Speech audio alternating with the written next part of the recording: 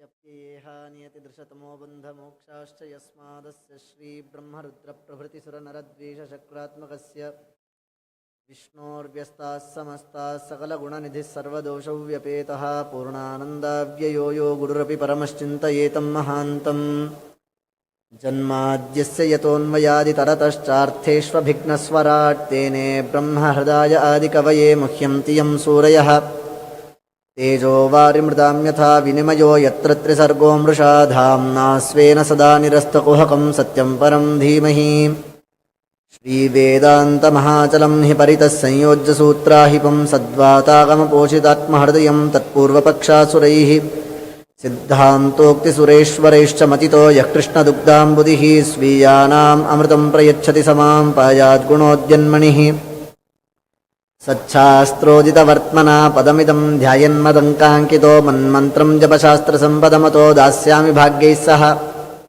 तत्तत्त्वान्यपि बोधयामि तदनुप्राप्यो मदङ्घ्रिर्भवेदित्याघोषयतीव यः करचरेस्तं वाजिवक्त्रं भजे सिञ्चन्नूपरशोभिपादकमलां मन्दस्मितोद्यन्मुखीं कञ्जाक्षीं कुचभारभीरुविलसन्मध्यां कुणत्कङ्कणाम् संवाद्यै परिसेवितां सुवसनां जाम्बूनदालङ्कृताम् अम्बां तां प्रणतोऽस्मि कृष्णरमणीं लम्बालकां रुक्मिणीम् बुद्धिर्बलं यशोधैर्यं निर्भयत्वमरोगता अजाड्यं वाक्पटुत्वं च हनुमत्स्मरणात् भवेत् भवति यदनुभावादेडमूकोऽपि वाग्मी जडमतिरपि जन्तुर्जायते प्राज्ञमौलिः सकलवचनचेतो देवता भारती सा मम वचसि निधत्तां सन्निधिं मानसे च नमोऽस्तु तात्विका देवाः विष्णुभक्तिपरायणाः धर्ममार्गे प्रेरयन्तु भवन्तः सर्व एव हि यस्य वाक्कामधेनुर्नः कामितार्थान् प्रयच्छति सेवेतं जययोगेन्द्रं कामबाणच्छिदं सदा तपोविद्याविरक्त्यादिसद्गुणौघाकरानहं वादिराजगुरून् वन्दे हयग्रीवदयाश्रयान् भक्तानां मानसां भोजभानवे कामधेनवे नमतां कल्पतरवे जयीन्द्रगुरवे नमः प्रणमत्कामधेनुञ्च भजत्सुरतरूपमं श्रीभावबोधकृत्पादचिन्तामणिमुपास्महे पूज्याय राघवेन्द्राय सत्यधर्मरताय च भजतां कल्पवृक्षाय नमतां कामधेनवे दुर्वादिध्वान्तरवये वैष्णवेन्दीवरेन्दवे श्रीराघवेन्द्रगुरवे नमोऽत्यन्तदयालवे सत्याभिघ्नकराब्जोत्थान् पञ्चाशद्वर्षपूजकान् सत्यप्रमोदतीर्थार्यान् नौमिन्यायसुधारतान् शास्त्रेषु पारदृश्वानं शास्त्रज्ञेषु च वत्सलं दीनभक्तोद्धारकरं सत्यात्माख्यं गुरुं भजे वेदेशयोगिनं वन्दे यादवार्यगुरोर्गुरुं छान्दोग्यभाष्यसट्टीकाकर्तारमहमादरात् वेदेशमुनिसत्पादसेवासम्प्राप्तवैभवान् यादवार्यान्मरसुधा टीकाकारान्वयं नमः व्यासराजकृपापात्रं यादवार्यसुपुत्रकं श्रीनिवासगुरून् वन्दे तीर्थशब्दसुशोभितम् आपादमौलिपर्यन्तं गुरूणाम् आकृतिं स्मरेत् तेन विघ्नाः प्रणश्यन्ति सिद्धन्ति च मनोरथाः श्रीगुरुभ्यो नमः गुत्तराचार्यगुरुभ्यो नमः हरिः ओं हरिः ओं हरिः ओं ಅಕ್ರೂರ ಕಂಸನಿಂದ ಕಳುಹಿಸಿಕೊಳ್ಳಲ್ಪಟ್ಟಿದ್ದಾನೆ. ಕೃಷ್ಣನನ್ನ ತಾನು ಮಾಡುತ್ತಿರುವಂತಹ ಬಿಲ್ಲಿನ ಹಬ್ಬಕ್ಕೆ ಆಹ್ವಾನ ಕೊಡುವಂತ ಹೇಳಲಿಕ್ಕೆ ಕಳಿಸಿದ್ದಾನೆ. ಅದರ ಅರ್ಥ ಏನು ಅಂತಂದರೆ, ಒಂದು ರೀತಿಯಾಗಿ ನಾನು ಕೃಷ್ಣನನ್ನ ಸಂಹಾರ ಮಾಡಬೇಕು ಅಂತ ಅಂದ್ಕೊಂಡಿದ್ದೇನೆ, ಅದಕ್ಕೋಸ್ಕರವಾಗಿ ಅವನನ್ನು ಕರ್ಕೊಂಬಾ ಹೋಗು ಅಂತ ಅನ್ನುವ ಹಾಗೆ ಕಳಿಸಿದ್ದಾನೆ. ಆದರೆ ಕಂಸನಿಗೆ ಗೊತ್ತಿಲ್ಲ ತಾನೇ ತನ್ನ ಮೃತ್ಯುವನ್ನು ಆಹ್ವಾನ ಮಾಡ್ಕೋತಾ ಇದ್ದಾನೆ ಅಂತ. ಕೃಷ್ಣ ತನ್ನ ದ್ವೇಷಿಗಳು ಕರೆದ್ರೆ ಬರೋದಿಲ್ಲ, ಆದರೆ ತನ್ನ ಭಕ್ತರು ಕರೆದ್ರೆ ಎಲ್ಲಿ ಬೇಕಾದರೂ ಬರ್ತಾನೆ. ಕೃಷ್ಣ ಸರ್ವಜ್ಞ, ಅವನಿಗೆ ಗೊತ್ತಿಲ್ವಾ ಕಂಸ ಕರಿತಾ ಇರೋದು ತನ್ನನ್ನು ಸಂಹಾರ ಮಾಡಲಿಕ್ಕೆ ಉದ್ಯುಕ್ತನಾಗಿದ್ದಾನೆ, ಬಂದ ತಕ್ಷಣ ಅವನನ್ನು ಕೊಲ್ಲಿಕ್ಕೆ ಪ್ರಯತ್ನ ಮಾಡ್ತಾನೆ ಅನ್ನೋದು ಕೃಷ್ಣಂಗೆ ಗೊತ್ತಿಲ್ವಾ?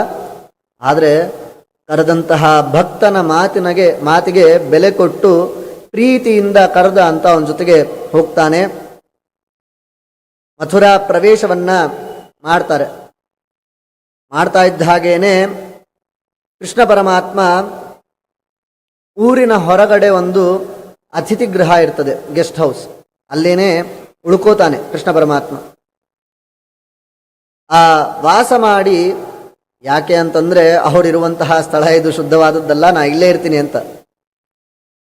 ಹಾಗೆ ಕೃಷ್ಣ ಪರಮಾತ್ಮ ಅಲ್ಲೇ ಊರಿಂದ ಹೊರಗಡೆನೆ ಇರ್ತಾನೆ.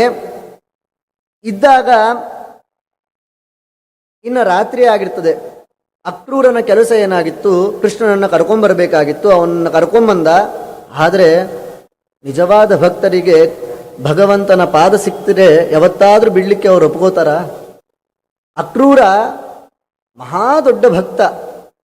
ಅಂತಹ ಭಕ್ತ ಕೃಷ್ಣನಿಂದ ಹೊರಗಡೆ ಹೋಗ್ಲಿಕ್ಕೇನೆ ರೆಡಿ ಇಲ್ಲ.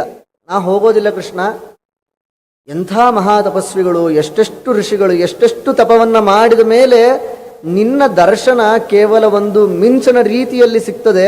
ಅಂತಹ ನೀನು ನನಗೆ ಇಷ್ಟು ಸುಲಭವಾಗಿ ಸಿಕ್ಕಿದೀಯಾ? ನಾನು ಹೋಗ್ಬೇಕಾ ನಿನ್ನ ಬಿಟ್ಟು?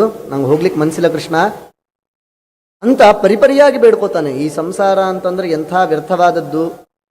ಕೊನೆಯದಾಗಿ ನಿನ್ನ ಹತ್ರ ಬರೋದೇನೆ ಅದಕ್ಕೆ, ಈ ಸಂಸಾರದಿಂದ ಮುಕ್ತಿಯನ್ನು ಕೊಡು ಅಂತ ಕೇಳಿಕೊಳ್ಳಿಕ್ಕೇನೆ ಬರಬೇಕು. ನಾನು ಕೇಳ್ಕೊಳ್ಳೋಕ್ಕಿಂತ ಮುಂಚೆನೇ ನೀನು ನನಗೆ ಸಿಕ್ಬಿಟ್ಟಿದ್ಯಾ ಕೃಷ್ಣ, ನಾನು ನೀನು ಬಿಟ್ಟು ಹೋಗ್ಲಾ? ದಯವಿಟ್ಟು ಆ ದೌರ್ಭಾಗ್ಯವನ್ನು ಕೊಡಬೇಡಪ್ಪ, ನಾ ಹೋಗೋದಿಲ್ಲ ನಿನ್ನ ಬಿಟ್ಟು ಅಂತ ಪರಿಪರಿಯಾಗಿ ಕೇಳ್ಕೊತಾ ಇದ್ದಾನೆ ಅಕ್ರೂರ. ಕೃಷ್ಣ ಪರಮಾತ್ಮ ಕೇಳಿಸ್ಕೊಳ್ಳೋವರು ಕೇಳಿಸ್ಕೊಂಡ. ಕೊನೆಯದಾಗಿ ಹೇಳಿದ, ಇಲ್ಲಪ್ಪ, ಗೃಹಸ್ಥ ತನ್ನ ಕೆಲಸವನ್ನ ಪೂರ್ತಿ ಮಾಡಬೇಕು ಅಂತಂದ್ರೆ ಅವರ ಹೆಂಡತಿ ಮಕ್ಕಳನ್ನ ಪೋಷಣೆ ಮಾಡೋದು ದೊಡ್ಡ ಕರ್ತವ್ಯ. ನೀನು ಅದನ್ನ ಮಾಡು, ನಿನ್ನ ಸಮಯ ಬಂದಾಗ ನಾನೇ ನಿನ್ನನ್ನು ಕರ್ಕೋತೀನಿ ಅಂತ ಸಮಾಧಾನವನ್ನ ಹೇಳಿ ಕೃಷ್ಣ ಪರಮಾತ್ಮ ಅಕ್ರೂರನನ್ನ ಅಲ್ಲಿಂದ ಕಳಿಸ್ತಾನೆ. ಕಳಿಸಿ ಆದ್ಮೇಲೆ ಸೂರ್ಯೋದಯ ಆಗತ್ತೆ. ಸೂರ್ಯೋದಯ ಆಗ್ತಿದ್ದ ಹಾಗೇನೆ ಕೃಷ್ಣ ಪರಮಾತ್ಮ ತಾನು ಮಥುರಾ ಪಟ್ಟಣಕ್ಕೆ ಬಂದಂತಹ ಕಾರ್ಯವನ್ನ ಶುರು ಮಾಡ್ತಾನೆ. ಇವಾಗ ಯಾವುದೇ ಆಟಗಾರರಿಗೆ ತಾವು ಆಟ ಆಡಿದಂತಹ ಪಿಚ್ ಏನಿರ್ತದೆ, ಇವಾಗ ಹೋಮ್ ಗ್ರೌಂಡ್ ಅಂತ ಏನು ಕರಿತೀವಿ, ಅಲ್ಲಿ ಅವರಿಗೆ ಎಲ್ಲ ರೀತಿಯಾದಂತಹ ಬಾಲ್ ಹೇಗೆ ಬರುತ್ತೆ ಅನ್ನೋದು ಅವ್ರಿಗೆ ಗೊತ್ತಿರ್ತದೆ. ಕೃಷ್ಣ ಪರಮಾತ್ಮ ಹುಟ್ಟಿದ್ದೇ ಮಥುರೆಯಲ್ಲಿ. ಕೃಷ್ಣನಿಗೆ ಎಲ್ಲೆಲ್ಲಿ ಏನೇನಿದೆ ಅಂತ ಎಲ್ಲ ಸರಿಯಾಗಿ ಗೊತ್ತಿತ್ತು. ಅಕ್ರೂರ ಕರ್ಕೊಂಬರಬೇಕಾದ ಕೃಷ್ಣನನ್ನ ಒಬ್ಬನನ್ನೇ ಕರ್ಕೊಂಬಂದಿಲ್ಲ, ಸಂಗಡಿಗರಾಗಿ ಒಂದಿಷ್ಟು ಗೋಪಾಲಕರನ್ನ, ಬಲರಾಮನನ್ನ, ಎಲ್ಲರನ್ನ ಕರ್ಕೊಂಬಂದಿದ್ದಾರೆ. ಕರ್ಕೊಂಬಂದಾಗ ಇವರು ಮಥುರಾ ಪ್ರವೇಶವನ್ನ, ಊರಿನ ಹೊರಗಡೆ ರಾತ್ರಿಯ ಹೊತ್ತು ಇಳ್ಕೊಂಡಿರ್ತಾರೆ, ಬೆಳಗ್ಗೆ ಹೊತ್ತು ಆಗ್ತಿದ್ದ ಹಾಗೇನೆ ಮಥುರಾ ಪ್ರವೇಶವನ್ನ ಮಾಡ್ತಾರೆ. ಅಲ್ಲಿಂದನೇ ಶುರು ಬ್ಯಾಟಿಂಗ್ ಕೃಷ್ಣ ಪರಮಾತ್ಮಂದು. ಎದುರುಗಡೆ ಒಬ್ಬ ರಜಕ ಬರ್ತಾನೆ. ರಜಕ ಅಂತಂದ್ರೆ ಬಟ್ಟೆಯನ್ನ ಒಗೆಯುವವನು. ಬಟ್ಟೆ ಒಗೆಯುವಂತಹ ಅಗಸ ಎದುರಿಗೆ ಬರ್ತಾನೆ. ಚೆನ್ನಾಗಿರುವಂತಹ ಬಟ್ಟೆಯನ್ನ ಇಟ್ಕೊಂಡಿರ್ತಾನೆ. ಯಾವ ಕೃಷ್ಣ ಪರಮಾತ್ಮನಿಗೆ, ಪೀತಾಂಬರಧರಿಯಾದಂತಹ ಕೃಷ್ಣ ಪರಮಾತ್ಮನಿಗೆ ಯಾವುದೇ ಬಟ್ಟೆಯ ಅವಶ್ಯಕತೆ ಇಲ್ಲ. ಆದರೂ ಕೂಡ ಅವನಲ್ಲಿ ತಮೋಗುಣ ಇರ್ತದೆ. ಅವನು ಸಂಹಾರಕ್ಕೆ ಯೋಗ್ಯ. ಯಾರು? ಆ ರಜಕ. ಅದಕ್ಕೋಸ್ಕರವಾಗಿ ಯಾವುದೇ ಅಪೇಕ್ಷೆ ಇಲ್ಲದೇ ಇದ್ರೂ ಕೂಡ ಅವನನ್ನ ಕೇಳ್ತಾನಂತೆ ಕೃಷ್ಣ ಪರಮಾತ್ಮ, ಆ ಬಟ್ಟೆಯನ್ನು ಕೊಡು, ಚೆನ್ನಾಗಿದೆ, ನಾವು ಉಟ್ಕೋತೀವಿ. ನಾವು ಕಾಡಿನ ಮನುಷ್ಯರು, ನಮ್ಮ ಬಟ್ಟೆ ಅಷ್ಟು ಚೆನ್ನಾಗಿರೋದಿಲ್ಲ. ಇಲ್ಲಿ ಮಥುರಾ ಪಟ್ಟಣಕ್ಕೆ ಬಂದೀವಿ ಅಂತಂದ್ರೆ ಈ ಪಟ್ಟಣಕ್ಕೆ ಸರಿಯಾದಂತಹ ಬಟ್ಟೆಯನ್ನು ನಾವು ಧಾರಣೆ ಮಾಡೋದು ಯುಕ್ತ, ಕೊಡು ಅಂತ ಕೇಳ್ತಾನಂತ. ಆ ರಜಕ ಯಥಾವತ್ತಾಗಿ ಅವನಿಗೆ ಅವನ ಗುಣಕ್ಕೆ ಯೋಗ್ಯವಾದಂತಹ ಕೆಲಸವನ್ನೇ ಮಾಡ್ತಾನೆ, ಕೊಡೋದಿಲ್ಲ. ಏನಾದರೂ ಒಂದು ವೇಳೆ ಕೊಟ್ಬಿಟ್ಟಿದ್ದ ಅಂತಂದಿದ್ರೆ ಪರಮಾತ್ಮ ಕೇಳ್ದ, ಇವನು ಕೊಟ್ಟ ಅಂತಂದು ಏನಾದರೂ ಅವನಿಗೆ ಅನುಗ್ರಹ ಆಗ್ತಿತ್ತೇನೋ. ಆದರೆ ಅವನು ಮಾಡಿದಂತಹ ಕೆಲಸಕ್ಕೆ ಅವನಿಗೆ ಏನಾಗಬೇಕಾಗಿತ್ತು ಆ ತಕ್ಕ ಶಿಕ್ಷೆ ಆಗ್ತದೆ. ಅಂದ್ರೆ ಕೃಷ್ಣ ಪರಮಾತ್ಮ ಬಟ್ಟೆಯನ್ನು ಕೇಳಿದಾಗ ಕೊಡೋದಿಲ್ಲ, ಅವನನ್ನ ಸಂಹಾರ ಮಾಡಿಯೇ ಬಿಡ್ತಾನೆ. ಅಲ್ಲಿಂದ ಮುಂದೆ ಬರ್ತಾನೆ ಕೃಷ್ಣ ಪರಮಾತ್ಮ. ಅಲ್ಲಿ ತ್ರಿವಕ್ರೆ ಅನ್ನುವಂತಹ ಒಬ್ಬ ಸ್ತ್ರೀ ಭೇಟಿ ಆಗ್ತಾಳೆ. ಕೈಯಲ್ಲಿ ಗಂಧವನ್ನ ಹಿಡ್ಕೊಂಡಿರ್ತಾಳೆ. ಆ ಗಂಧವನ್ನ ಹಿಡ್ಕೊಂಡ್ಬಂದಂತಹ 3 ಕಡೆ ಡೊಂಕಾಗಿರೋದ್ರಿಂದ ಅವಳನ್ನ ತ್ರಿವಕ್ರೆ ಅಂತ ಕರಿತಾ ಇರ್ತಾರೆ. ಅವಳು ಗಂಧವನ್ನ ಹಿಡ್ಕೊಂಬಂದಾಗ ಕೃಷ್ಣ ಪರಮಾತ್ಮ ಯಥಾವತ್ತಾಗಿ ಕೇಳ್ತಾನೆ, ಏ ಸ್ತ್ರೀ, ನನಗಿದನ್ನು ಒಂದು ಸ್ವಲ್ಪ ಕೊಡು ಗಂಧ. ನಾವು ಕಾಡಿನ ಮನುಷ್ಯರು, ಅಂದ್ರೆ ನಾವಿಲ್ಲಿಂದ ಹೋಗ್ಬೇಕಾದಾಗ, ಯಾವುದಾದ್ರೂ ಹೊರಗಡೆ ಹೋಗ್ಬೇಕಾದ್ರೆ ಚೆನ್ನಾಗಿ ಡ್ರೆಸ್ ಮಾಡ್ಕೊಂಡ್ವಿ ಅಂತಂದ್ರೆ ಒಂದಿಷ್ಟು ಪರ್ಫ್ಯೂಮ್ ಹೊಡ್ಕೊಂಡು ಹೋಗ್ತೀವಿ. ಆಗಿನ ಕಾಲಕ್ಕೆ ಪರ್ಫ್ಯೂಮ್ ಅಂತಂದ್ರೆ ಈ ಲಿಕ್ವಿಡ್ ಎಲ್ಲ ಇಲ್ವೇ ಇಲ್ಲ. ಶುದ್ಧವಾದಂತಹ ಗಂಧ. ಶುದ್ಧವಾದಂತಹ ಮಲ್ಲಿಗೆಯ ಹೂವಿನ ವಾಸನೆ ಸ್ತ್ರೀಯರಿಗೆ. ಹೀಗೆ ಯಾವುದೇ ಆಗಲಿ ಆಗಿನ ಕಾಲದಲ್ಲಿ ಶುದ್ಧವಾಗಿರ್ತಾ ಇತ್ತು, ಯಾವುದು ಕೆಮಿಕಲ್ ಯೂಸ್ ಮಾಡದೇ ಇರುವಂತಹದ್ದು. ಕೆಂಪು ಚಂದನ, ರಕ್ತ ಚಂದನವನ್ನ ತ್ರಿವಕ್ರೆ ಹಿಡ್ಕೊಂಡು ಹೋಗ್ತಾ ಇರ್ತಾಳೆ. ಹಿಡ್ಕೊಂಡು ಹೋಗ್ಬೇಕಾದಾಗ ಕೃಷ್ಣ ಪರಮಾತ್ಮ ಕೇಳ್ತಾನೆ, ಸ್ತ್ರೀ ಅದನ್ನ ಕೊಡು ಅಂತ. ಭಕ್ತಿಯಿಂದ ಕೊಟ್ಬಿಡ್ತಾಳೆ. ಕೊಟ್ಟಾಗ ಅವಳಿಗೆ ಒಮ್ಮೆ ಅವಳ ಗದ್ದದ ಹತ್ತಿರ ಹೀಗೆ ಬೆರಳನ್ನ ಇಟ್ಟು ಭಗವಂತ ತನ್ನ ಪಾದದಿಂದ ಅವಳ ಪಾದದ ಮೇಲೆ ಇಟ್ಟು ಹೀಗೆ ಮೇಲ್ಗಡೆ ಎತ್ತಾನಂತೆ. ಎತ್ತಿದ್ರೆ 3 ಕಡೆಯಾಗಿ ಇದ್ದಂತಹ ಡೊಂಕುತನ ಪೂರ್ತಿಯಾಗಿ ಶುದ್ಧವಾಗಿ ಸೀದಾ ಆಗಿಬಿಡ್ತಾಳಂತೆ. ಹಾಗೆ ನೋಡಿದ್ರೆ ಸುಂದರವಾದಂತಹ ಸ್ತ್ರೀ ಆಗ್ತಾಳಂತೆ. ಭಗವಂತನ ಪಾದ ಸ್ಪರ್ಶಕ್ಕಾಗಿ ನಾವೆಲ್ಲ ಕಾಯ್ತಾ ಇರ್ತೀವಿ. ಭಗವಂತನೇ ಬಂದು ಅವಳಿಗೆ ಈ ರೀತಿಯಾದಂತಹ ಉದ್ಧಾರವನ್ನ ಮಾಡ್ತಾನೆ.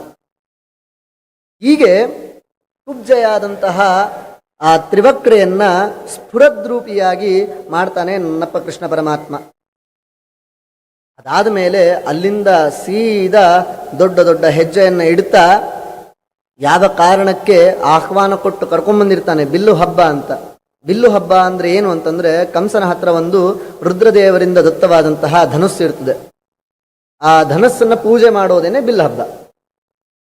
ಕೃಷ್ಣ ಪರಮಾತ್ಮ ಎಲ್ಲಿ ಶಿವಧನಸ್ಸಿರ್ತದೆ ಆ ಕೊಠಡಿಗೆ ಸೀದಾ ಹೋಗ್ತಾನೆ. ಹೋಗಿದ್ದೇ ತಡ ಅಲ್ಲಿ ಆ ಶಿವಧನಸ್ಸನ್ನ ನೋಡ್ತಾನೆ. ಅದನ್ನ ಎತ್ತೋದಷ್ಟೇ ಚಾಲೆಂಜ್ ಇರ್ತದೆ, ಎತ್ತಿ ಫಟ್ ಅಂತ ಮುರಿದೇ ಹಾಕ್ಬಿಡ್ತಾನೆ. ಇದರಿಂದ ಗೊತ್ತಾಗ್ತದೆ ಹಿಂದಿನ ಅವತಾರದಲ್ಲಿ ಶ್ರೀರಾಮಚಂದ್ರ ಸೀತಾ ಸ್ವಯಂವರದಲ್ಲಿ ಅದೇ ಶಿವಧನಸ್ಸನ್ನು ಮುರಿದು ಹಾಕಿರ್ತಾನೆ. ಇಲ್ಲಿಯೂ ಕೂಡ ಪುನಃ ಕೃಷ್ಣಾವತಾರದಲ್ಲಿಯೂ ಕೂಡ ಅದೇ ಶಿವಧನಸ್ಸನ್ನು ಮುರಿದು ಏನಂತ ತೋರಿಸ್ತಾನೆ, ಕೃಷ್ಣಾವತಾರದಲ್ಲಿ ಇದ್ದಂತಹ ಪರಮಾತ್ಮ ಬೇರೆ ಅಲ್ಲ, ಆಮೇಲೆ ರಾಮಾವತಾರದಲ್ಲಿ ಇದ್ದಂತಹ ಪರಮಾತ್ಮ ಬೇರೆ ಅಲ್ಲ, ಇಬ್ಬರೂ ಕೂಡ ಒಬ್ಬರೇ ಅವತಾರ ಅಂತ ತೋರಿಸ್ತಾನೆ ಕೃಷ್ಣ ಪರಮಾತ್ಮ. ಹೀಗೆ ಶಿವಧನಸ್ಸನ್ನ ಮುರಿದು ಹಾಕ್ತಾನೆ, ಅದನ್ನ ಭಂಗ ಮಾಡ್ತಾನೆ. ಅಷ್ಟೊತ್ತಿಗೆ ಆಲ್ರೆಡಿ ಮೊದಲನೇ ದಿವಸ ಮುಗಿದು ಹೋಯ್ತು. ಮುಗಿದು ಹೋದಾಗ ಸಾಯಂಕಾಲ ಸೂರ್ಯಾಸ್ತ ಆಗತ್ತೆ. ಸೂರ್ಯಾಸ್ತ ಆಗ್ತಿದ್ದ ಹಾಗೇನೆ ಕಂಸನಿಗೆ ಒಂದು ಸುದ್ದಿ ಹೋಗ್ತದೆ. ಹೀಗೆ ಒಬ್ಬ ಯುವಕ ಬಂದಿದ್ದಾನೆ, ಎದುರಿಗೆ ಬಂದವ್ರನ್ನೆಲ್ಲ ಹೆಣ ಹಾಕ್ತಾ ಇದ್ದಾನೆ. ಅಷ್ಟೇ ಅಲ್ಲದೇನೆ ಶಿವಧನಸ್ಸು ಅಂತ ಏನಿಟ್ಟಿದ್ದಲ್ಲ ಅದನ್ನ ಎತ್ತೋದಷ್ಟೇ ಅಲ್ಲ, ಅದನ್ನ ಮುರಿದಾಕ್ಬಿಟ್ಟಿದ್ದಾನೆ ಅಂದ ತಕ್ಷಣ ಎದೆ ಒಡೆದು ಹೋಯ್ತು ಕಂಸನಿಗೆ. ಯಾವ ಶಿವಧನಸ್ಸನ್ನ ಪರಾಕ್ರಮದ ಪರಾಕಾಷ್ಠೆ ಅಂತ ಯಾವ್ದನ್ನ ಅನ್ಕೊಂಡಿರ್ತಾನೆ, ಎತ್ತೋದನ್ನ ಪರಾಕಾಷ್ಠೆ ಅಂತ ಅನ್ಕೊಂಡಿರ್ತಾನೆ, ಅದನ್ನು ಮುರಿದಿದ್ದಾನೆ ಅಂದ ತಕ್ಷಣ ಕಂಸನಿಗೆ ಎದೆ ಒಡೆದು ಹೋಗಿದೆ. ಅವನಿಗೆ ಭಯ ಆಗ್ಲಿಕ್ಕೆ ಶುರು ಆಗಿದೆ. ಮಾರನೇ ದಿನ ಆಗತ್ತೆ. ಹೀಗೆ ಕೃಷ್ಣ ಪರಮಾತ್ಮ ಮತ್ತೆ ಮಥುರಾ ಪಟ್ಟಣದ ಆ ಏನು ನಡೀತಾ ಇರುವಂತಹ ಬಿಲ್ಲು ಹಬ್ಬ ನಡೀತಾ ಇರುವಂತಹ ಜಾಗಕ್ಕೆ ಮತ್ತೆ ಬರ್ತಾನೆ. ಬರ್ತಾ ಇದ್ದ ಹಾಗೇನೆ 2 ಆನೆಗಳು ನಿಂತಿರುತ್ತೆ. ಕುವಲಯಾಪೀಡ ಅಂತ ಅದರ ಹೆಸರು. ಒಂದು ಆನೆ, ದೊಡ್ಡ ಆನೆ ನಿಂತ್ಕೊಂಡಿರುತ್ತೆ. ಅದ್ರ ಮೇಲ್ಗಡೆ ಮಾವುತ ಇರ್ತಾನೆ. ಆನೆಗಂತೂ ತಿಳಿಯೋದಿಲ್ಲ, ಮನುಷ್ಯರು ಬಂದ್ರೆ ಸರಿಸ್ಬೇಕು ಅನ್ನೋದು ನಿನಗೆ ಗೊತ್ತಾಗಲ್ಲೇನಪ್ಪ ಅಂತ ಅವನಿಗೆ ಮಾವುತನಿಗೆ ಕೃಷ್ಣ ಬೈತಾನೆ. ನೀವೇನ್ ಮಾತಾಡ್ತಾ ಇದ್ರಿ, ಕಾಡಿಂದ ಬರೋ ಜನರ ನೀವೆಲ್ಲ ಸರಿ ನೀವು ಅಂತ ಕೃಷ್ಣನಿಗೆ ವಾಪಸ್ ಬೈದು ಬಿಡ್ತಾನಂತ. ಕೃಷ್ಣ ಪರಮಾತ್ಮನಿಗೆ ಸಿಟ್ಟು ಬರ್ತದೆ. ಎಷ್ಟು ಅಹಂಕಾರ ನಿನಗೆ ಅಂತ ಹೇಳ್ತಾನೆ. ಅದನ್ನ ನಿಗ್ರಹ ಮಾಡಿ ಹೋಗ್ಲು ಅಂದ್ರೆ ಅದನ್ನ ಯಮಪುರಿಗೆ ಕಳಿಸ್ಲೋ ಅಥವಾ ನನಗೆ ದಾರಿ ಬಿಡ್ತೀಯೋ ಅಂತ. ಏನ್ ನೀವು ದೊಡ್ಡ ಕಾಡಿನಲ್ಲಿ ಬೆಳೆದಿರಿ, ನಿಮಗೇನು ಗೊತ್ತಿರ್ತದೆ, ಆನೆ ನಿಗ್ರಹ ಮಾಡೋದು ಗೊತ್ತಿರ್ತದೆ. ಕೃಷ್ಣ ವಾಪಸ್ ಕೇಳ್ತಾನೆ, ಕಾಡಿನಲ್ಲಿ ಇದ್ದೀವಿ ಅಂತ ನೀವು ನನಗಂತ ಇದ್ರಿ ಅಂತಂದ್ರೆ ಕಾಡಲ್ಲಿರೋರಿಗೆ ಆನೆ ಹಿಡಿಯೋದು ಗೊತ್ತಾ, ನಗರದಲ್ಲಿರೋದು ನಿಮಗೆ ಗೊತ್ತಾ? ಹಿಡಿದಿರೋ ಆನೆ ಮೇಲೆ ಕೂಡೋದಷ್ಟೇ ನಿಮಗೆ ಗೊತ್ತಿರೋದು, ಆನೆಯನ್ನು ಹಿಡಿಯೋದು ಗೊತ್ತಿರೋದೇ ನಮಗೆ ಅಂತ ಹೇಳ್ತಾನಂತೆ ಕೃಷ್ಣ ಪರಮಾತ್ಮ. ಎಷ್ಟಾದರೂ ದಾರಿಯನ್ನ ಬಿಡೋದಿಲ್ಲ ಅಂತೆ. ಅಹಂಕಾರಿಯಾದಂತಹ ಮಾವುತ ಆನೆಯನ್ನ ಹಾದಿ ಮಧ್ಯದಲ್ಲಿ ನಿಲ್ಲಿಸಿಕೊಂಡು ತನ್ನ ಅಹಂಕಾರವನ್ನು ತೋರಿಸ್ತಾ ಇರ್ತಾನಂತೆ. ಕೃಷ್ಣ ಪರಮಾತ್ಮ ಸಿಟ್ಟು ಬರ್ತದೆ. ಈ ಕುವಲಯಾಪೀಡವನ್ನ ಆ ಮಾವುತನನ್ನ ಇಬ್ಬರನ್ನು ಸಂಹಾರ ಮಾಡೋ ಸಮಯ ಈಗ. ಒಮ್ಮಿಂದ ಮಲಿಗೆ ಕೃಷ್ಣ ಪರಮಾತ್ಮ ಆ ಆನೆಯ ಕಾಲಿನ ಮಧ್ಯದಲ್ಲಿ ಹೋಗ್ಬಿಡ್ತಾನಂತೆ. ಹೋದಾಗ ಆ ಆನೆ ಎತ್ತಿ ಕಾಲನ್ನ ಧಪ್ ಅಂತ ಹೀಗೆ ಒತ್ತತ್ತಂತೆ. ಅವನೇನು ಅನ್ಕೊಂಡ್ಬಿಡ್ತಾನೆ ಮಾವುತ, ಈ ಆನೆ ಇಟ್ಟಿದ್ದ ಫೋರ್ಸ್ಗೆ ಆ ಕೃಷ್ಣ ಸತ್ಯ ಹೋದ ಅಂತ ಅನ್ಕೊಂಡ್ಬಿಡ್ತಾನೆ. ನೋಡಿದ್ರೆ ಕೃಷ್ಣ ಪರಮಾತ್ಮ ಒಳಗಡೆ ಲೀಲಾಜಾಲವಾಗಿರ್ತಾನೆ. ಪುನಃ ಬರ್ತಾನೆ. ನೋಡಿದ್ರೆ ಆ 2 ಆನೆಯ ಕೋಡು ಏನಿರ್ತದೆ ಅದು ಸಿಕ್ಕಾಕೊಂಡ್ಬಿಟ್ಟಿರ್ತದೆ. ಅದನ್ನ ಮುರಿದೇ ಬಿಡ್ತಾನಂತೆ ಕೃಷ್ಣ ಪರಮಾತ್ಮ. ಆ 2ನ್ನ ಮುರಿದು ಅದನ್ನೇ ತಗೊಂಡು ಅದನ್ನೇ ಆಯುಧ ಮಾಡಿಕೊಂಡು ಆ ಮಾವುತನ್ನ ಸಂಹಾರನೆ ಮಾಡಿಬಿಡ್ತಾನಂತೆ. ಇನ್ನೂ ವಿಚಿತ್ರ ಅಂತಂದ್ರೆ ಈ ಆನೆಯನ್ನ ಸಂಹಾರ ಮಾಡೋದು ಭಾರಿ, ಸಿಂಹದಂತೆ ಸಂಹಾರ ಮಾಡ್ತಾನಂತೆ. ಬೇರೆ ಎಲ್ಲ ಪ್ರಾಣಿಗಳು ಅದನ್ನ ಸಂಹಾರ ಮಾಡಬೇಕಾದಾಗ ಹಿಂದಿಂದ ಹೆದರ್ಕೊಂಡು ಹೋಗುತ್ತಂತೆ, ಹುಲಿ ಇತ್ಯಾದಿಗಳು. ಸಿಂಹ ಮಾತ್ರ ಆನೆಗೆ ಎದುರುಗಡೆಯಿಂದನೇ ಹೋಗುತ್ತಂತೆ, ಹಾರಿ ಅದರ ಗಂಡಸ್ಥಲವನ್ನ ಹೊಡೆದು ಸಾಯಿಸದಂತೆ. ಅದು ಸಿಂಹದ ಪರಾಕ್ರಮ. ಕೃಷ್ಣ ಪರಮಾತ್ಮನು ಕೂಡ ಎದುರಿಗೆ ಹೋಗ್ತಾನಂತೆ, ಆ ಆನೆಯ ಮೇಲೆ ಒಂದು ಎತ್ತಿ ಹೊಡಿತಾನಂತೆ ಗಂಡಸ್ಥಲವನ್ನ, ಆನೆ ಸತ್ತೇ ಹೋಗ್ತದಂತೆ. ಒಂದೊಂದೇ ಪರಾಕ್ರಮಕ್ಕೆ ಇದ್ದಂತಹ ಸೀಮೆಯನ್ನ ಮುರಿತಾ ಬರ್ತಾ ಇದ್ದಾನೆ ಕೃಷ್ಣ ಪರಮಾತ್ಮ. ಶಿವಧನಸ್ಸಿಟ್ಟಿದ್ದ, ಅದನ್ನ ಸಂಹಾರ ಮಾಡಿದ. ಕುವಲಯಾಪೀಡ ಅಂತನ್ನುವಂತಹ ಆನೆ ಅಂತೂ ಎಷ್ಟೋ ಯುದ್ಧಗಳನ್ನ ಗೆದ್ದಿರುವಂತಹ ಆನೆ, ಅಷ್ಟೇ ಅಲ್ಲದೇನೆ ಭಾರೀ ದೊಡ್ಡದಾದಂತಹ ಆನೆ, ಅದನ್ನು ಸಂಹಾರ ಮಾಡಿದ ಅಂದ ತಕ್ಷಣ ಒಳಗಡೆ ಡವ ಡವ ಡವ ಅಂತ ಶುರು ಆಯ್ತು. ಇನ್ನ ಕೃಷ್ಣ ಪರಮಾತ್ಮ ಆ ಒಂದು ಕೋಡನ್ನ ಬಲರಾಮನ ಕೈಯಲ್ಲಿ ಕೊಡ್ತಾನಂತೆ, ಒಂದು ತಾನು ಕೈಯಲ್ಲಿ ಇಟ್ಕೊಂಡಿರ್ತಾನಂತೆ. ಹೀಗೆ ಹೆಗಲ ಮೇಲೆ ಹಿಡ್ಕೊಂಡು ಹೋಗ್ತಾ ಇದ್ರೆ ಕೃಷ್ಣ ಪರಮಾತ್ಮನ ವೈಭವ, ಎಂಥ ಗಾಂಭೀರ್ಯ, ನೋಡಿದ ತಕ್ಷಣ ಹೆದರಿಕೆ ಆಗ್ಬಿಡ್ಬೇಕಂತ. ಮೈ ಮೇಲೆ ರಕ್ತ, ಹಾಗೆ ಆ ಆನೆಯ ಮಾವುತನ ಆ ರಕ್ತ ಮೈ ಮೇಲೆ ಇದ್ರೆ, ಆ ಹಿಡ್ಕೊಂಡು ಹೋಗ್ತಾ ಇದ್ರೆ ವೀರ ನರಸಿಂಹನ ತರ ಕಾಣಿಸ್ತಾ ಇದ್ದಂತೆ ಕೃಷ್ಣ ಪರಮಾತ್ಮ.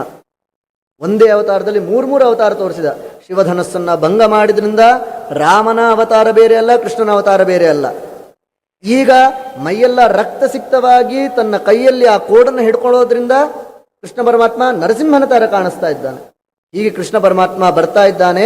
ರಂಗಮಂಚ ಸರಿಯಾಗಿದೆ, ಸಜ್ಜಾಗಿದೆ, ಬರ್ತಾನೆ. ರಂಗಮಂಚವನ್ನ ಹತ್ತಿದ್ರೆ ಬಲರಾಮ ಕೃಷ್ಣ ಪರಮಾತ್ಮ ಇಬ್ರು ಹತ್ತಿದ್ದಾರೆ.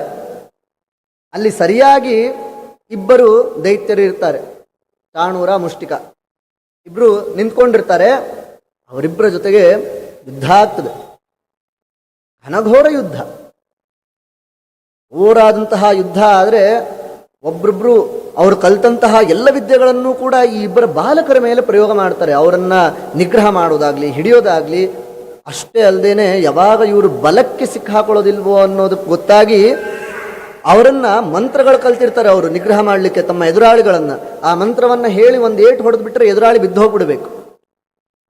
ಯಾವ ಮಂತ್ರ ಧಿಯೋ ಯೋನ ಪ್ರಚೋದಯಾತ್ ಅಂತ ನಾವು ಕೇಳ್ಕೊಳ್ಳೋದೇನೆ ಸೂರ್ಯಾಂತರ್ಗತನಾದಂತಹ ನಾರಾಯಣನನ್ನ. ಆ ನಾರಾಯಣ ಯಾವ ಮಂತ್ರಕ್ಕೆ ತಾನೇ ಬಗ್ಲಿಕ್ಕೆ ಸಾಧ್ಯ?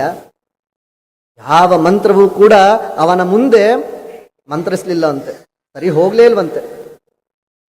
ಆ ಚಾಣೂರನನ್ನ ತನ್ನ ಜುಟ್ಟನ್ನ ಹಿಡಿದು ಗರ ಗರ ಗರ ತಿರುಗಿಸಿ ಒಂದ್ ಸತಿ ಹಾಕಿ ನೆಲಕ್ಕೆ ಅಪ್ಪಳಿಸಿದ್ರೆ ಆ ತಲೆ ಚೂರು ಚೂರಾಗೋಯ್ತು. ಹೀಗೆ ಕೃಷ್ಣ ಪರಮಾತ್ಮ ತನ್ನ ವೀರತನವನ್ನ ತೋರಿಸಿ ಆ ಚಾಣೂರನನ್ನ ಸಂಹಾರ ಮಾಡ್ತಾನಂತೆ. ಈ ಬಲರಾಮ ನಾ ಅಣ್ಣ ನಾಯನ್ ಕಡಿಮೆ ಅಂತಂದು ಆ ಮುಷ್ಟಿಕನನ್ನ ಆ ಹೆಸರಿಗೆ ಸರಿಯಾಗಿ ಆಗಬೇಕು ಅಂತಂದು ಒಂದು ಮುಷ್ಟಿ ಮಾಡಿ ಹೊಡೆದ್ರೆ ಆ ರಂಗಮಂಚದಲ್ಲಿ ಆ ಮುಷ್ಟಿಕ ಸತ್ತು ಬಿದ್ದಿದ್ದಾನಂತೆ. ಹೀಗೆ ಚಾಣೂರ ಮುಷ್ಟಿಕರನ್ನ ತಮ್ಮ ಬಲಪ್ರಯೋಗ ಮಾಡಿ ಸಂಹಾರ ಮಾಡಿದ್ದಾರೆ. ಮಾಡಿ ಆದಮೇಲೆ ಇದು ಹೋದಾಗ ಕಂಸನಿಗೆ ಆಯ್ತು, ಅಲ್ಲೇನೆ ಹೆದರಿಕೆ ಆಗಿಬಿಡ್ತ ಅವನಿಗೆ, ಇನ್ನಾಗೋದಿಲ್ಲ ಅಂತ. ಯಾಕೆ ಅಂತಂದ್ರೆ ಅಲ್ಲಿ ಶಿವಧನಸ್ಸನ್ನ ಮುರಿದ, ಬರ್ತಾ ಕುವಲಯಾಪೀಡವನ್ನ ಸಾಯಿಸಿದ. ಇಲ್ಲಿಗೆ ಬಂದು ನೋಡಿದ್ರೆ ಚಾಣೂರ ಮುಷ್ಟಿಕರು ಇವರಿಬ್ಬರೇ ನಮ್ಮನ್ನ ಕಾಪಾಡಬೇಕಾಯ್ತು, ಅವರನ್ನೂ ಸಂಹಾರ ಮಾಡಿಬಿಟ್ಟ. ನೋಡಿದ್ ನಾನೇ ಅಂತ. ಆಯ್ತು, ನಾ ರೆಡಿ ಆಗ್ತೀನಿ ಅಂತಂದು ರೆಡಿ ಆಗಿರ್ತಾನೆ. ಕೃಷ್ಣ ಪರಮಾತ್ಮ ಹೋಗ್ತಾನೆ, ಕೂದಲನ್ನ ಹಿಡ್ಕೊಂಡು ದರ ದರ ದರ ಎಳ್ಕೊಂಡ್ ಬರ್ತಾನೆ. ಎಳ್ಕೊಂಡು ಬಂದು ಒಂದೇ ಏಟು ಇವ್ರ ಜೊತೆಗೇನೆ ಬಹಳ ಯುದ್ಧ ಮಾಡಿದ ಕೃಷ್ಣ ಪರಮಾತ್ಮ. ಕಂಸನನ್ನ ಕರ್ಕೊಂಡ್ಬಂದು ಒಂದು ಬಿಗತನ ಬಿಗಿದ್ರೆ ಕಂಸ ಅಲ್ಲಿಗೆ ಪ್ರಾಣವನ್ನ ಬಿಟ್ಟೇ ಬಿಟ್ಟ. ಕಂಸನ ಸಂಹಾರ ಹೀಗಾಯ್ತು. ಇದು ಜರಾಸಂಧನ ಹತ್ರ ಹೋಗ್ತದೆ ವಿಷಯ.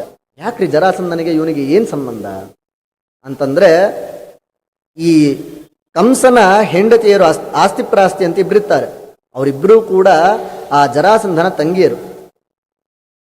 ಆ ಭಾವನನ್ನ ಸಂಹಾರ ಮಾಡಿದ ಕೃಷ್ಣ ಪರಮಾತ್ಮ ಅಂತನ್ನುವಂತಹ ಸಿಟ್ಟಿಗೆ ಅಲ್ಲಿಂದ ಒಂದು ಈಟಿಯನ್ನು ಒಗಿತಾನಂತೆ.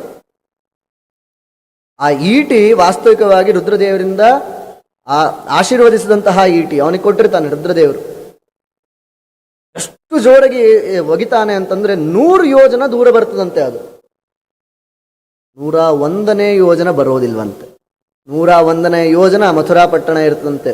ಎಷ್ಟು ವಿಚಾರ ಮಾಡ್ರಿ, ನಾವು ನಮ್ಮ ಇಂಡಿಯನ್ ಆರ್ಮಿ ಒಳಗೆ ತಗೊಂಡ್ರು, ಒಂದು ಮಿಸೈಲ್ನ ತಗೊಂಡ್ರು 540 ಕಿಲೋಮೀಟರ್ ಹೋಗುತ್ತೆ, 600 ಕಿಲೋಮೀಟರ್ ಹೋಗುತ್ತೆ ಅಂತೆಲ್ಲ ವಿಚಾರ ಮಾಡ್ತೀವಿ.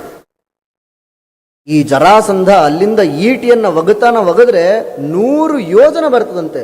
1 ಯೋಜನ ಅಂತಂದ್ರೆ 12 ಕಿಲೋಮೀಟರ್, 100 ಯೋಜನ ಅಂತಂದ್ರೆ 120 ಕಿಲೋಮೀಟರ್ ಬರ್ತದಂತೆ. ಅಂದ್ರೆ ಅವನ ಕೈಯಲ್ಲಿ ಶಕ್ತಿ ಎಷ್ಟಿತ್ತು ಅಂತ.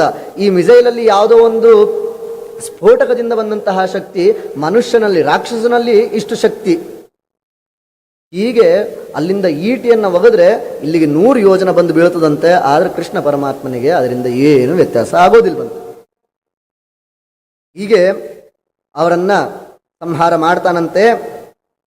ಚಾಣೂರ ಮುಷ್ಟಿಕರನ್ನ ಸಂಹಾರ ಮಾಡಿ ಆದಮೇಲೆ ಕೃಷ್ಣ ಪರಮಾತ್ಮ ಅಲ್ಲಿಯೇ ಉಗ್ರಸೇನನನ್ನ ರಾಜನನ್ನಾಗಿ ಮಾಡ್ತಾನಂತೆ ಮಥುರಾ ಪಟ್ಟಣಕ್ಕೆ.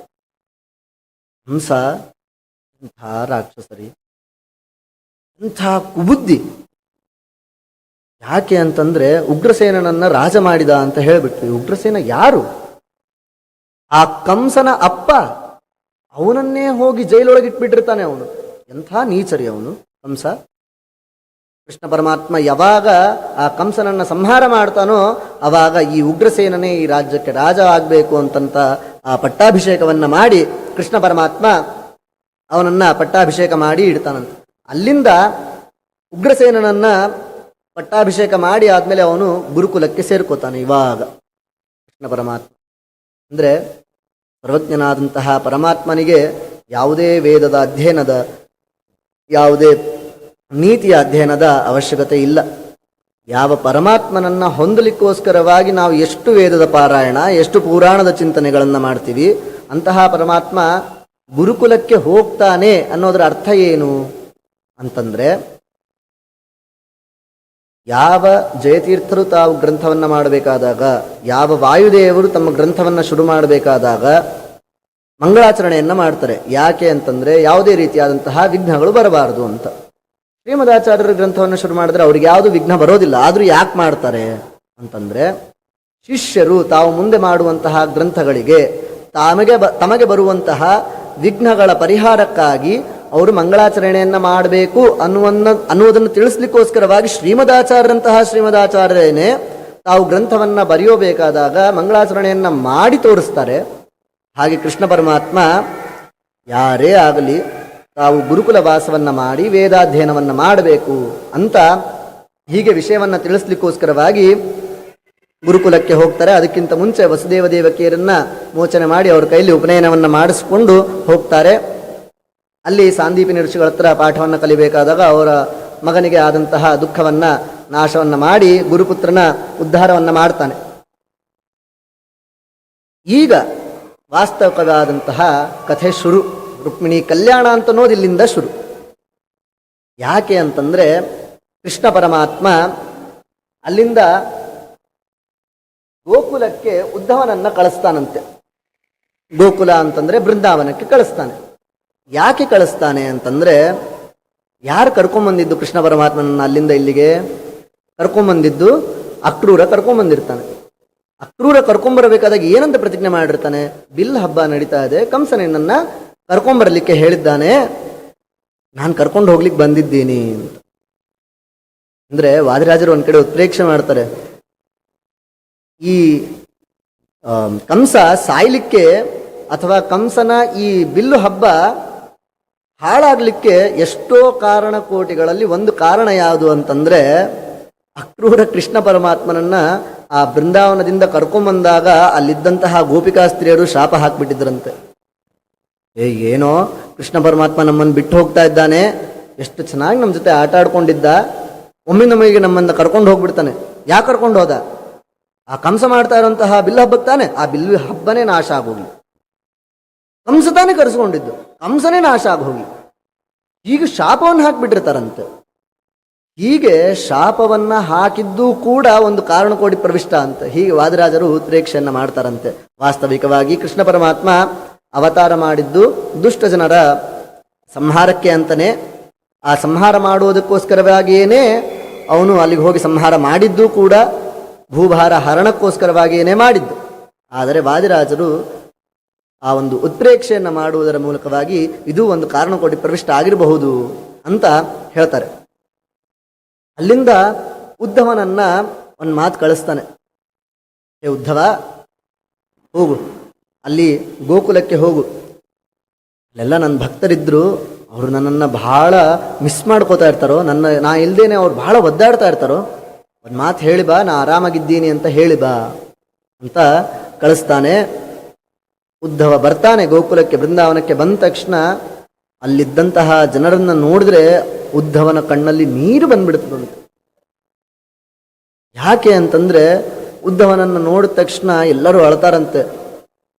ನಾಳೆ ಬರುತ್ತೇನೆಂದು ಹೇಳಿ ಮಧುರೆಗೆ ಹೋಗಿ ಬಹಳ ದಿನವಾಯ್ತಲ್ಲೋ ಉದ್ಧವ. ಎಷ್ಟು ದಿವಸ ಆಯ್ತು ನೀ ಕರ್ಕೊಂಡು ಹೋಗಿ? ಆ ಅಕ್ರೂರ ಕರ್ಕೊಂಡು ಹೋಗ್ಬಿಟ್ಟ, ಮಹಾಕ್ರೂರಿ ಅವನು. ಕರ್ಕೊಂಬರ್ತೀನಿ ಅಂತ ಹೋದವನು ಇನ್ನೂ ಆದ್ರೂ ಕರ್ಕೊಂಬಂದಿಲ್ಲ ಅಂತ ಹೇಳಿ ಒಬ್ರೊಬ್ರು ಒಂದೊಂಥರ ಅವಸ್ಥೆಯಲ್ಲಿದ್ದಾರೆ. ಲಪ ಉದ್ಧವ, ಹೌದು ನಾವು ಒಪ್ಕೋತೀವಿ, ನಾವು ಕಾಡಿನ ಜನರು, ಪಳ್ಳಿವಾಸಿಗಳು ನಾವು.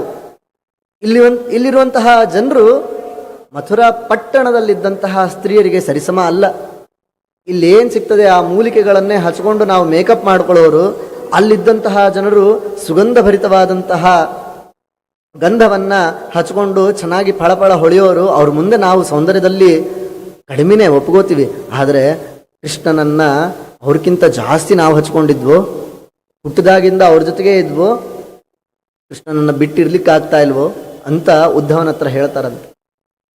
ಒಬ್ರೊಬ್ರು ಒಂದೊಂದು ಸ್ಥಿತಿಯಲ್ಲಿದ್ದಾರಂತೆ. ಉದ್ಧವನಿಗೆ ನೋಡಿದ್ರೆ ಕಣ್ಣಲ್ಲಿ ನೀರು, ಅಷ್ಟು ಗಾಬ್ರಿನೂ ಕೂಡ. ಏನಪ್ಪ, ನಾವೇ ಭಾರಿ ಭಕ್ತರು ಅನ್ಕೊಂಡು ಕೃಷ್ಣ ಬರೋದನ್ನ ಕಾಯ್ತಾ ಇದ್ವಿ, ಆದ್ರೆ ನಾವ್ಯಾವತ್ತೂ ಹಿಂಗೆಲ್ಲ ಮಾಡಿಲ್ಲ ಅಂತ. ಒಬ್ರೊಬ್ರು ಒಂದೊಂದು ಅವಸ್ಥೆ. ಒಬ್ರು ಕೃಷ್ಣ ಬರೋ ತನಕ ನಾನು ಹೆರಳೆ ಹಾಕೊಳ್ಳೋದಿಲ್ಲ ಅಂತ ಒಬ್ಬಕ್ಕಿ ಕೂಲ್ ಹರ್ಕೊಂಡ್ ಕೂತ್ಬಿಟ್ಟಾಳ, ನೋಡಿದ್ರಕ್ಕೆ ಜಟೆ ಆಗ್ಬಿಡದ. ಕೃಷ್ಣ ಬರೋ ತನಕ ನಾವು ಊಟ ಮಾಡೋದಿಲ್ಲ ಅಂತ ಒಬ್ರು. ಕೃಷ್ಣ ಯಾವಾಗ ಬರ್ತಾನೋ ಗೊತ್ತಿಲ್ಲ ಅಂತ ಪ್ರತಿದಿನ ಮನೆಗೆ ಅಲಂಕಾರ ಮಾಡೋರೊಬ್ರು, ಪ್ರತಿದಿನ ಮಾವಿನ ಸೊಪ್ಪು ಕಟ್ಟೋರೊಬ್ರು. ಹೀಗೆ ಪ್ರತಿದಿನವೂ ಕೂಡ ಕೃಷ್ಣನ ಆಗಮನವನ್ನ ಕಾಯ್ತಾ ಇರುವಂತಹ ಈ ಬೃಂದಾವನದ ಜನರನ್ನ ನೋಡಿ ಉದ್ಧವನಿಗೆ ಗಾಬರಿ ಆಗ್ಬಿಡ್ತದಂತೆ. ಬರ್ತಾನೆ, ನೋಡ್ತಾನೆ, ಒಬ್ರು ಯಾರೋ ಪೂರ್ಣ ಕಲಶವನ್ನು ಇಟ್ಕೊಂಡು ನಿಂತಿರ್ತಾರಂತೆ. ಉದ್ಧವ ಅನ್ಕೋತಾನಂತೆ, ನನ್ನ ಏನಾದರೂ ಕರೀಲಿಕ್ಕೆ ಪೂರ್ಣ ಕಲಶ ತೊಗೊಂಡ್ಬಂದಾರೇನೋ ಅನ್ಕೋತಾರಂತೆ. ಹೀಗೆ ಹೋಗ್ತಾನೆ, ಮುಟ್ಲಿಕ್ಕೆ ಬಂದೀನಿ ಅಂತ ಗೌರವ ಸೂಚನೆ ಮಾಡ್ಲಿಕ್ಕೆ ಹೋಗ್ತಾನಂತೆ. ಹೆಚ್ಚಿ ಸರಿ ನೀನು ಅಂತ ಅನ್ಬಿಡ್ತಾನೆ. ಯಾಕೆ ಮತ್ತೆ ಯಾರಿಗೋಸ್ಕರ? ಯಾರಿಗೊತ್ತು, ನನ್ನಪ್ಪ ಕೃಷ್ಣ ಪರಮಾತ್ಮ ಯಾವಾಗ ಬೇಕಾದ್ರೂ ಬರ್ಬೋದು, ಅವ ಬಂದ್ರೆ ಮತ್ತೆ ಪೂರ್ಣ ಕುಂಭ ಸ್ವಾಗತ ಮಾಡ್ಬೇಕಲ್ಲೇನೋ, ಅದಕ್ಕೆ ನಾ ಇಟ್ಕೊಂಡಿನಿ, ಬರ್ತಾನೇನೋ ಅಂತ ಅವನು ಬೆಚ್ಚೆ ಬಿದ್ದು ಬಿಡ್ತಾನಂತ. ಇಷ್ಟು ಭಕ್ತಿನ, ಇಷ್ಟು ನಿಷ್ಕಲ್ಮಶವಾದಂತಹ ಭಕ್ತಿನ ಜನರಿಗೆ? ನಾವೇನೂ ಅಲ್ಲ, ಇಂತಹ ಭಕ್ತರ ಪಾದ ಧೂಳಿಗೆ ಸಮಾನ ಅಂತ ಅನ್ಕೋತಾನಂತೆ ಉದ್ಧವ. ಹೋಗಿ ಕೃಷ್ಣ ಪರಮಾತ್ಮ ಕಳಿಸಿದ್ದಂತಹ ಉದ್ಧವ ಬಂದಾಗ ನಂದಗೋಪ ಅವನನ್ನ ಭೇಟಿಯಾಗಿ ಅವನನ್ನ ಉಭಯ ಕುಶಲೋಪರಿಯನ್ನ ಮಾತಾಡಿಸ್ತಾನಂತೆ. ಮಾತಾಡಿಸಿ ಆದಮೇಲೆ ಅವನಿಗೆ ವಿಷಯವನ್ನ ಹೇಳ್ತಾನಂತೆ. ಕೃಷ್ಣ ಪರಮಾತ್ಮ ಹೀಗೆ ಆರಾಮಾಗಿ ಮಥುರಲ್ಲಿದ್ದಾನೆ, ಅವನ ಉಪನಯನನೂ ಆಯಿತು, ಅಲ್ಲಿ ಕಂಸನನ್ನ ಸಂಹಾರ ಮಾಡಿದ್ದಾನೆ, ತನ್ನ ಪರಾಕ್ರಮದಿಂದ ದಿಕ್ಕುಗಳಲ್ಲಿ ಅವನ ಕೀರ್ತಿ ಹರಡ್ತಾ ಇದೆ ಅಂತ ಸಾಕು ತಂದೆಯಾದಂತಹ ನಂದಗೋಪನಿಗೆ ವಿಷಯವನ್ನು ತಿಳಿಸ್ತಾನಂತೆ. ಇಲ್ಲಿ ಏನಾಗ್ತಾ ಇರುತ್ತೆ ಅಂತಂದ್ರೆ, ಮಥುರಾ ಪಟ್ಟಣದ ಮೇಲೆ ಜರಾಸಂಧ ಆಕ್ರಮಣವನ್ನ ಮಾಡ್ತಾನಂತೆ. ಯಾಕೆ ಅಂತಂದ್ರೆ ಆಗ್ಲೇ ಹೇಳದ ಹಾಗೆ ಜರಾಸಂಧನ ತಂಗಿಯರ ಗಂಡನನ್ನ ಸಂಹಾರ ಮಾಡಿದಂತಹ ಸಿಟ್ಟು ಅವನಲ್ಲಿ ಇರ್ತದೆ. ಅದಕ್ಕೋಸ್ಕರವಾಗಿ ಜರಾಸಂಧ ಅಲ್ಲಿಗೆ ಆಕ್ರಮಣವನ್ನ ಮಾಡ್ತಾನಂತೆ. ಆಕ್ರಮಣವನ್ನ ಮಾಡಿ ಕೃಷ್ಣ ಆ ಸಂಗ್ರಾಮದಲ್ಲಿ ಎಷ್ಟು ಚೆನ್ನಾಗಿ ಯುದ್ಧವನ್ನ ಮಾಡ್ತಾನೆ ಅಂತಂದ್ರೆ, ಭಯಂಕರವಾದಂತಹ ಯುದ್ಧ ಅಲ್ಲ, ಸುಂದರವಾದಂತಹ ಯುದ್ಧವನ್ನ ಮಾಡ್ತಾನೆ ಅಂತ ವಾದಿರಾಜರು ಬಹಳ ಸುಂದರವಾಗಿ ಒಂದು ಪೂರ್ತಿಯಾದಂತಹ ಸರ್ಗದಲ್ಲೇನೆ ವರ್ಣನೆ ಮಾಡಿದ್ದಾರೆ. ಬಂದಂತಹ ಎಲ್ಲರನ್ನ ಮೋಹ ಮಾಡಿ ಹೊಡಿತಾನಂತೆ, ಇಲ್ಲಿ ಚಾಣೂರ ಮುಷ್ಟಿಕರನ್ನ ಹೊಡೆದಾಗ ಹೊಡಿತಾನಂತೆ, ಬೇರೆ ಬೇರೆ ರೀತಿಯಾಗಿ ವೆರೈಟಿಯಾಗಿ ಹೊಡಿತಾನಂತೆ ಅವ್ರನ್ನೆಲ್ಲ. ಹೀಗೆ ಕೃಷ್ಣ ಪರಮಾತ್ಮ ಬಂದಂತಹ ಶತ್ರುಗಳನ್ನೆಲ್ಲ ಅನಾಯಾಸೇನ ಸಂಹಾರ ಮಾಡಿ ಕಳಿಸ್ತಾನಂತೆ. ಕೊನೆಯದಾಗಿ ಜರಾಸಂಧನನ್ನೂ ಕೂಡ ಪರಾಭವಗೊಳಿಸ್ತಾನಂತೆ. ಹೋಗ್ಲಿ ಬಿಡು ಅಂತಂದು ಒಂದ್ಸತಿ ಬಿಡ್ತಾನಂತೆ, ಚಾನ್ಸ್ ಕೊಡ್ತಾನಂತೆ. ಬುದ್ಧಿ ಕಲಿತಾನೇನು ಜರಾಸಂಧ ಅಂತಂದು. ಹೇಳೋದೇ ಇಲ್ಲ ಜರಾಸಂಧ. ಮತ್ತೆ ಮತ್ತೆ ಬರ್ತಾನಂತೆ. ಮತ್ತೆ ಮತ್ತೆ ಅವನನ್ನು ಸಂಹಾರ ಮಾಡ್ತಾನೆ. ಸಂಹಾರ ಮಾಡೋದಿಲ್ಲ, ಅವನನ್ನು ಸೋಲಿಸ್ತಾ ಹೋಗ್ತಾನಂತೆ. ಕೃಷ್ಣನಿಗೆ ಗೊತ್ತಾಗ್ತದೆ, ಮಥುರಾ ಪಟ್ಟಣದಲ್ಲಿ ನನ್ನ ಭಕ್ತರು ಏನಾದರೂ ಇಲ್ಲೇ ಇದ್ರು ಅಂತಂದರೆ ಅವರಿಗೆ ಕಷ್ಟ ಅಂತನ್ನೋದು ಕಟ್ಟಿಟ್ಟ ಬುತ್ತಿ ಅಂತಂದು ಏನು ಮಾಡ್ತಾನೆ, ಸಮುದ್ರ ಮಧ್ಯದಲ್ಲಿ ಒಂದು ದ್ವಾರಕಾಪಟ್ಟಣವನ್ನೇ ನಿರ್ಮಾಣ ಮಾಡ್ತಾನಂತೆ. ನಿರ್ಮಾಣ ಮಾಡಿ ವಿಶ್ವಕರ್ಮನಿಗೆ ಹೇಳ್ತಾನಂತೆ, ನೋಡು ವಿಶ್ವಕರ್ಮ, ದ್ವಾರಕಾಪಟ್ಟಣ ಅಂತಂದರೆ ಹೇಗಿರಬೇಕು ಅಂತಂದ್ರೆ ಮಥುರಾ ಪಟ್ಟಣ ನಾಚಬೇಕು, ಅಷ್ಟು ಭಾರೀ ಇರಬೇಕು ಅಂತ ಹೇಳ್ತಾನೆ. ಸಮಯ ಎಷ್ಟಿದೆಯೋ 1-2 ವರ್ಷದಲ್ಲಿ ಮಾಡಿಕೊಡ್ಲೇನೋ ಅಂತ ಕೇಳಿದ್ರೆ, ಅವೆಲ್ಲ ಗೊತ್ತೇ ಇಲ್ಲ, ನಾಳೆ ಬೆಳಗ್ಗೆ ಅನ್ನೋಷ್ಟೊತ್ತಿಗೆ ರೆಡಿ ಇರಬೇಕು ಅಂತ ಹೇಳ್ತಾನೆ. ವಿಶ್ವಕರ್ಮ ತನ್ನ ದೇವತಾ ಶಕ್ತಿಯಿಂದ ಅದನ್ನು ಆ ಪಟ್ಟಣವನ್ನು ಸಮುದ್ರದ ಮಧ್ಯದಲ್ಲಿ ಕಟ್ತಾನೆ. ಒಂದು ಬಿಲ್ಡಿಂಗ್ ಆಗಬೇಕು ಅಂತಂದರೆ 5 ಫ್ಲೋರ್ ಬಿಲ್ಡಿಂಗ್ ಆಗಬೇಕು ಅಂತಂದರೆ ಅದಕ್ಕೆ ಅರ್ಧ ಅಷ್ಟು ನಾವು ಅಡಿಪಾಯ ಹಾಕಬೇಕು. ಅಡಿಪಾಯ ಹಾಕಬೇಕು ಅಂತಂದರೆ ಮಣ್ಣು ತೋಡ್ಬೇಕಲ್ಲ, ಅಲ್ಲಿ ಸಮುದ್ರದಲ್ಲಿ ಏನು ತೋಡ್ತೀರಿ? ಸಮುದ್ರದ ಮಧ್ಯದಲ್ಲಿ ಕಟ್ತಾನಂತೆ ವಿಶ್ವಕರ್ಮ. ಇಡೀ ಊರನ್ನು, ದ್ವಾರಕಾಪಟ್ಟಣವನ್ನು ನಿರ್ಮಾಣ ಮಾಡಿದ ತಕ್ಷಣ ಒಂದು ಸತಿ ಹೀಗೆ ಕಣ್ಣು ಮುಚ್ಚಿ ಹೀಗೆ ತೆಗೆಯುವಷ್ಟೊತ್ತಿಗೆ ಜನರೆಲ್ಲ ದ್ವಾರಕಾಪಟ್ಟಣಕ್ಕೆ ಶಿಫ್ಟ್ ಆಗಿಬಿಟ್ಟಿರ್ತಾರಂತೆ. ಹೀಗೆ ಎಲ್ಲರನ್ನ ದ್ವಾರಕಾಪಟ್ಟಣಕ್ಕೆ ಕಳಿಸಿ ಆದಮೇಲೆ ಇಲ್ಲಿ ರುಕ್ಮಿಣಿಯ ಅಣ್ಣ ರುಕ್ಮಿ ಈ ರುಕ್ಮಿಣಿಯನ್ನ ಶಿಶುಪಾಲನಿಗೆ ಕೊಟ್ಟು ಮದುವೆ ಮಾಡಬೇಕು ಅಂತ ಸಂಕಲ್ಪ ಮಾಡಿರ್ತಾನಂತೆ. ಮಾತುಕತೆ ಎಲ್ಲ ಆಗೋಗಿರುತ್ತೆ ಅಂತೆ. ಅವರಪ್ಪನಿಗೆ ಹೇಳಿದ್ರೆ ಅವರಪ್ಪ ಬೇಡುವೋ, ಅವನು ಭಾರಿ ನೀಚನೋ, ಅವನು ಬೇಡ ಅಂತಂದ್ರೆ ನಿನಗೇನು ಗೊತ್ತಪ್ಪ, ಸುಮ್ಮನಿರೋ, ಅದೇ ಹೈ ಕ್ವಾಲಿಟಿ ಅಂತ. ಬೆಂಗಳೂರಲ್ಲಿ ಸ್ವಂತ ಮನೆ ಇದ್ದು 25 ಲಕ್ಷ ಪ್ಯಾಕೇಜ್ ತಗೊಳ್ಳೋಗೋದಕ್ಕಿಂತ ಎಷ್ಟು ಕೆಟ್ಟತನ ಇದೆಯೋ ಅಷ್ಟು ಭಾರಿನೇ ಅವನ ಕ್ವಾಲಿಫಿಕೇಶನ್ ಅಂತ ಹೇಳ್ತಾನಂತೆ. ಹಾಗಾಗಿ ಅವನನ್ನ ಚೂಸ್ ಮಾಡಿದ್ದೇನೆ, ಅವನಿಗೇನೆ ರುಕ್ಮಿಣಿಯನ್ನ ಕೊಟ್ಟು ಮದುವೆ ಮಾಡ್ತೇನೆ ಅಂತ ರುಕ್ಮಿ ಹೇಳಿಬಿಟ್ಟಿರ್ತಾನಂತೆ. ಮಾತನ್ನ ಕೊಟ್ಟಿರ್ತಾನಂತೆ, ಅವರಪ್ಪನ ಮಾತು ಕೇಳೋದಿಲ್ಲ. ರುಕ್ಮಿಣಿಗೆ ಅಲ್ಲಿವರೆಗೆ ಕೃಷ್ಣನ ಗುಣಗಳು ಕಿವಿಗೆ ಕೇಳ್ತಾ ಕೇಳ್ತಾ ಕೇಳ್ತಾ ಅಲ್ಲಿವರೆಗೆ ಕೃಷ್ಣನನ್ನ ನೋಡಿರೋದಿಲ್ಲ. ಕೃಷ್ಣ ರುಕ್ಮಿಣಿಯನ್ನ ನೋಡಿರೋದಿಲ್ಲ, ರುಕ್ಮಿಣಿ ಕೃಷ್ಣನನ್ನು ನೋಡಿರೋದಿಲ್ಲ. ಶ್ರುತ್ವಾ ಗುಣಾನ್ ಭುವನ ಸುಂದರ ಸಂಗಮಾಸ್ತೆ. ಲವ್ ಲೆಟರ್ ಎಲ್ಲ ಬರೆಯೋದೆಲ್ಲ ಇವಾಗಿಂದು ಅಂತ ಅನ್ಕೊಂಡ್ಬಿಟ್ಟಿದ್ದಾರೆ. ದ್ವಾಪರ ಯುಗದಿಂದ ಬಂದಂತಹ ಟ್ರೆಂಡ್ ಅದು. ರುಕ್ಮಿಣೀ ದೇವಿ ಅಲ್ಲಿಂದ ಪತ್ರವನ್ನ ಬರೆದು ಕೃಷ್ಣ ಪರಮಾತ್ಮನಿಗೆ ಕಳಿಸ್ತಾಳಂತೆ ಒಬ್ಬ ಬ್ರಾಹ್ಮಣನ ಕೈಯಲ್ಲಿ. ಕೇವಲ ಪತ್ರದಲ್ಲಿ ತಾನು ಇಷ್ಟಪಡ್ತಾ ಇದ್ದೇನೆ ಅಂತ ಅಷ್ಟೇ ಅಲ್ಲ, ರುಕ್ಮಿಣಿ ಬರೆದಿರ್ತಾಳೆ, ಒಂದು ವೇಳೆ ನೀ ನನ್ನ ಕರ್ಕೊಂಡು ಹೋಗ್ಲಿಲ್ಲ ಅಥವಾ ನೀ ನನ್ನ ಮದುವೆ ಮಾಡ್ಕೊಂಡಿಲ್ಲ ಅಂತಂದ್ರೆ ಈ ಪ್ರಾಣವನ್ನೇ ನಾ ಬಿಟ್ಬಿಡ್ತೀನಿ ಅಂತ. ಹಾಗೆ ಬರೆದಿರೋದಷ್ಟೇ ಅಲ್ಲದೇನೆ ಆ ದಿನದ ಪ್ಲಾನ್ ಅನ್ನು ಕೂಡ ಬರೆದಿರ್ತಾಳೆ ರುಕ್ಮಿಣೀ ದೇವಿ. ಕೃಷ್ಣ ಪರಮಾತ್ಮನಿಗೆ ಮಥುರಾ ಪಟ್ಟಣಕ್ಕೆ ಇಲ್ಲಿಂದ ಕಳಿಸ್ತಾಳಂತೆ ಬ್ರಾಹ್ಮಣನ ಕೈಯಲ್ಲಿ. ಬ್ರಾಹ್ಮಣ ಬಂದ ತಕ್ಷಣ ಕೃಷ್ಣ ಪರಮಾತ್ಮ ರಾತ್ರೋರಾತ್ರಿ ಬಂದು ಬಿಟ್ಟು ಬಂದಿರ್ತಾನೆ. ಪಾಪ ಬೆಳಗ್ಗೆ ಬಂದ ತಕ್ಷಣ ಬ್ರಾಹ್ಮಣನ ಉಭಯ ಕುಶಲೋಪರಿಯನ್ನ ಕೇಳಿ, ಹೇಗೆ ನಡೀತಾ ಇದೆಯಪ್ಪ ನಿನ್ನ ಕರ್ಮಗಳು, ನಿತ್ಯ ಕರ್ಮಗಳೆಲ್ಲ ಚೆನ್ನಾಗಿ ನಡೀತಾ ಇದೆಯಾ, ಯಾವುದೇ ವಿಘ್ನಗಳಿಲ್ವಾ, ಆಯ್ತು ಹೋಗಿ ನೀನು ಸ್ನಾನವನ್ನ ಮಾಡಿ ನಿನ್ನ ನಿತ್ಯ ಆಹ್ನಿಕವನ್ನು ಮುಗಿಸ್.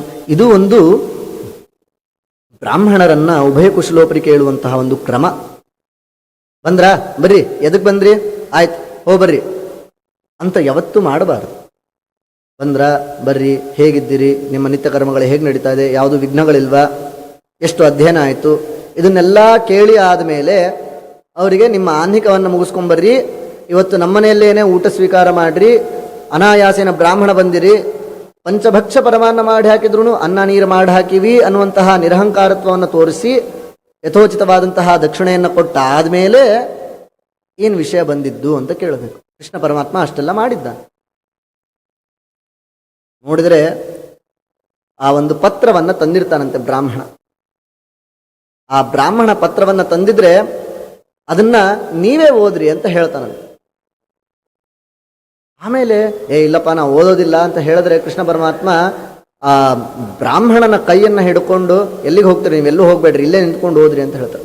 ಈ ಕೈಯನ್ನು ಹಿಡಿಯೋದನ್ನು ಕೂಡ ವಾದಿರಾಜರು ವರ್ಣನೆ ಮಾಡ್ತಾರೆ. ಪರಮಾತ್ಮ ತನ್ನ ನಂಬಿದ ಭಕ್ತರನ್ನ ಅನನ್ಯಾಶ್ಚಿಂತಯಂತೋ ಮಾಂ ಯೇ ಜನಾ ಪರಿಪಾಸತೆ ತೇಷಾಂ ನಿತ್ಯಾಭಿಯುಕ್ತಾನಾಂ ಯೋಗಕ್ಷೇಮಂ ವಹಾಮ್ಯಹಂ ಅನ್ನುವಂತಹ ಮಾತು ಕಟು ಸತ್ಯ. ಯಾಕೆ ಅಂತಂದ್ರೆ ವಾದಿರಾಜರು ಹೇಳ್ತಾರೆ, ಯಾವ ಬ್ರಾಹ್ಮಣ ರುಕ್ಮಿಣಿಯ ಪತ್ರವನ್ನ ತಗೊಂಡು ಬಂದ ಅವನ ಕೈಯನ್ನೇ ಬಿಟ್ಟಿಲ್ಲ ಅಂತಂದ್ರೆ ತನ್ನನ್ನ ನಂಬಿದಂತಹ ಭಕ್ತರ ಕೈಯನ್ನ ಎಂದಾದ್ರೂ ಬಿಡ್ಲಿಕ್ಕೆ ಸಾಧ್ಯನಾ ಅಂತ ವಾದಿರಾಜರು ಕೇಳ್ತಾರೆ. ಈ ಭಗವದ್ಗೀತೆಯ ಶ್ಲೋಕವನ್ನ ಯಾದವಾರ್ಯರು ಒಂದ್ ಕಡೆ ಬಳಸ್ಕೊಂಡಿರ್ತಾರೆ. ಭಗವದ್ಗೀತೆ ಗೀತಾಭಾಷ್ಯವನ್ನ ಪಾಠ ಹೇಳ್ತಾ ಇರ್ತಾರೆ. ಮನೆಯಲ್ಲಿ ಕಡು ಬಡತನ ಬಂದಿರ್ತದೆ. ಅವ್ರನ್ನ ನಂಬ್ಕೊಂಡು ಮನೆಯಲ್ಲಿ ಬೇಕಾದಷ್ಟು ಜನ ಶಿಷ್ಯಂದ್ರಿರ್ತಾರೆ. ಅವರು ಒಂದು ದಿವಸ ಒಬ್ರಿಗೆ ಕೈ ಚಾಚಿದವರಲ್ಲ. ಅವರಿಗೆ ಅವತ್ತು ಮನೆಯಲ್ಲಿ ಏನೂ ಇಲ್ಲ, ಏನ್ ಮಾಡಬೇಕು ಅಂತ ತಿಳಿತಾ ಇರೋದಿಲ್ಲ. ಭಾಷ್ಯವನ್ನ ಓದ್ತಾ ಇರ್ತಾರೆ. ಈ ಶ್ಲೋಕ ಬರ್ತದೆ, ಅನನ್ಯಾಶ್ಚಿಂತಯಂತೋ ಮಾಂ ಯೇ ಜನಃ ಪರ್ಯುಪಾಸತೆ ತೇಷಾಂ ನಿತ್ಯಾಭಿಯುಕ್ತಾನಾಂ ಯೋಗಕ್ಷೇಮಂ ವಹಾಮ್ಯಹಂ ಅಂತ.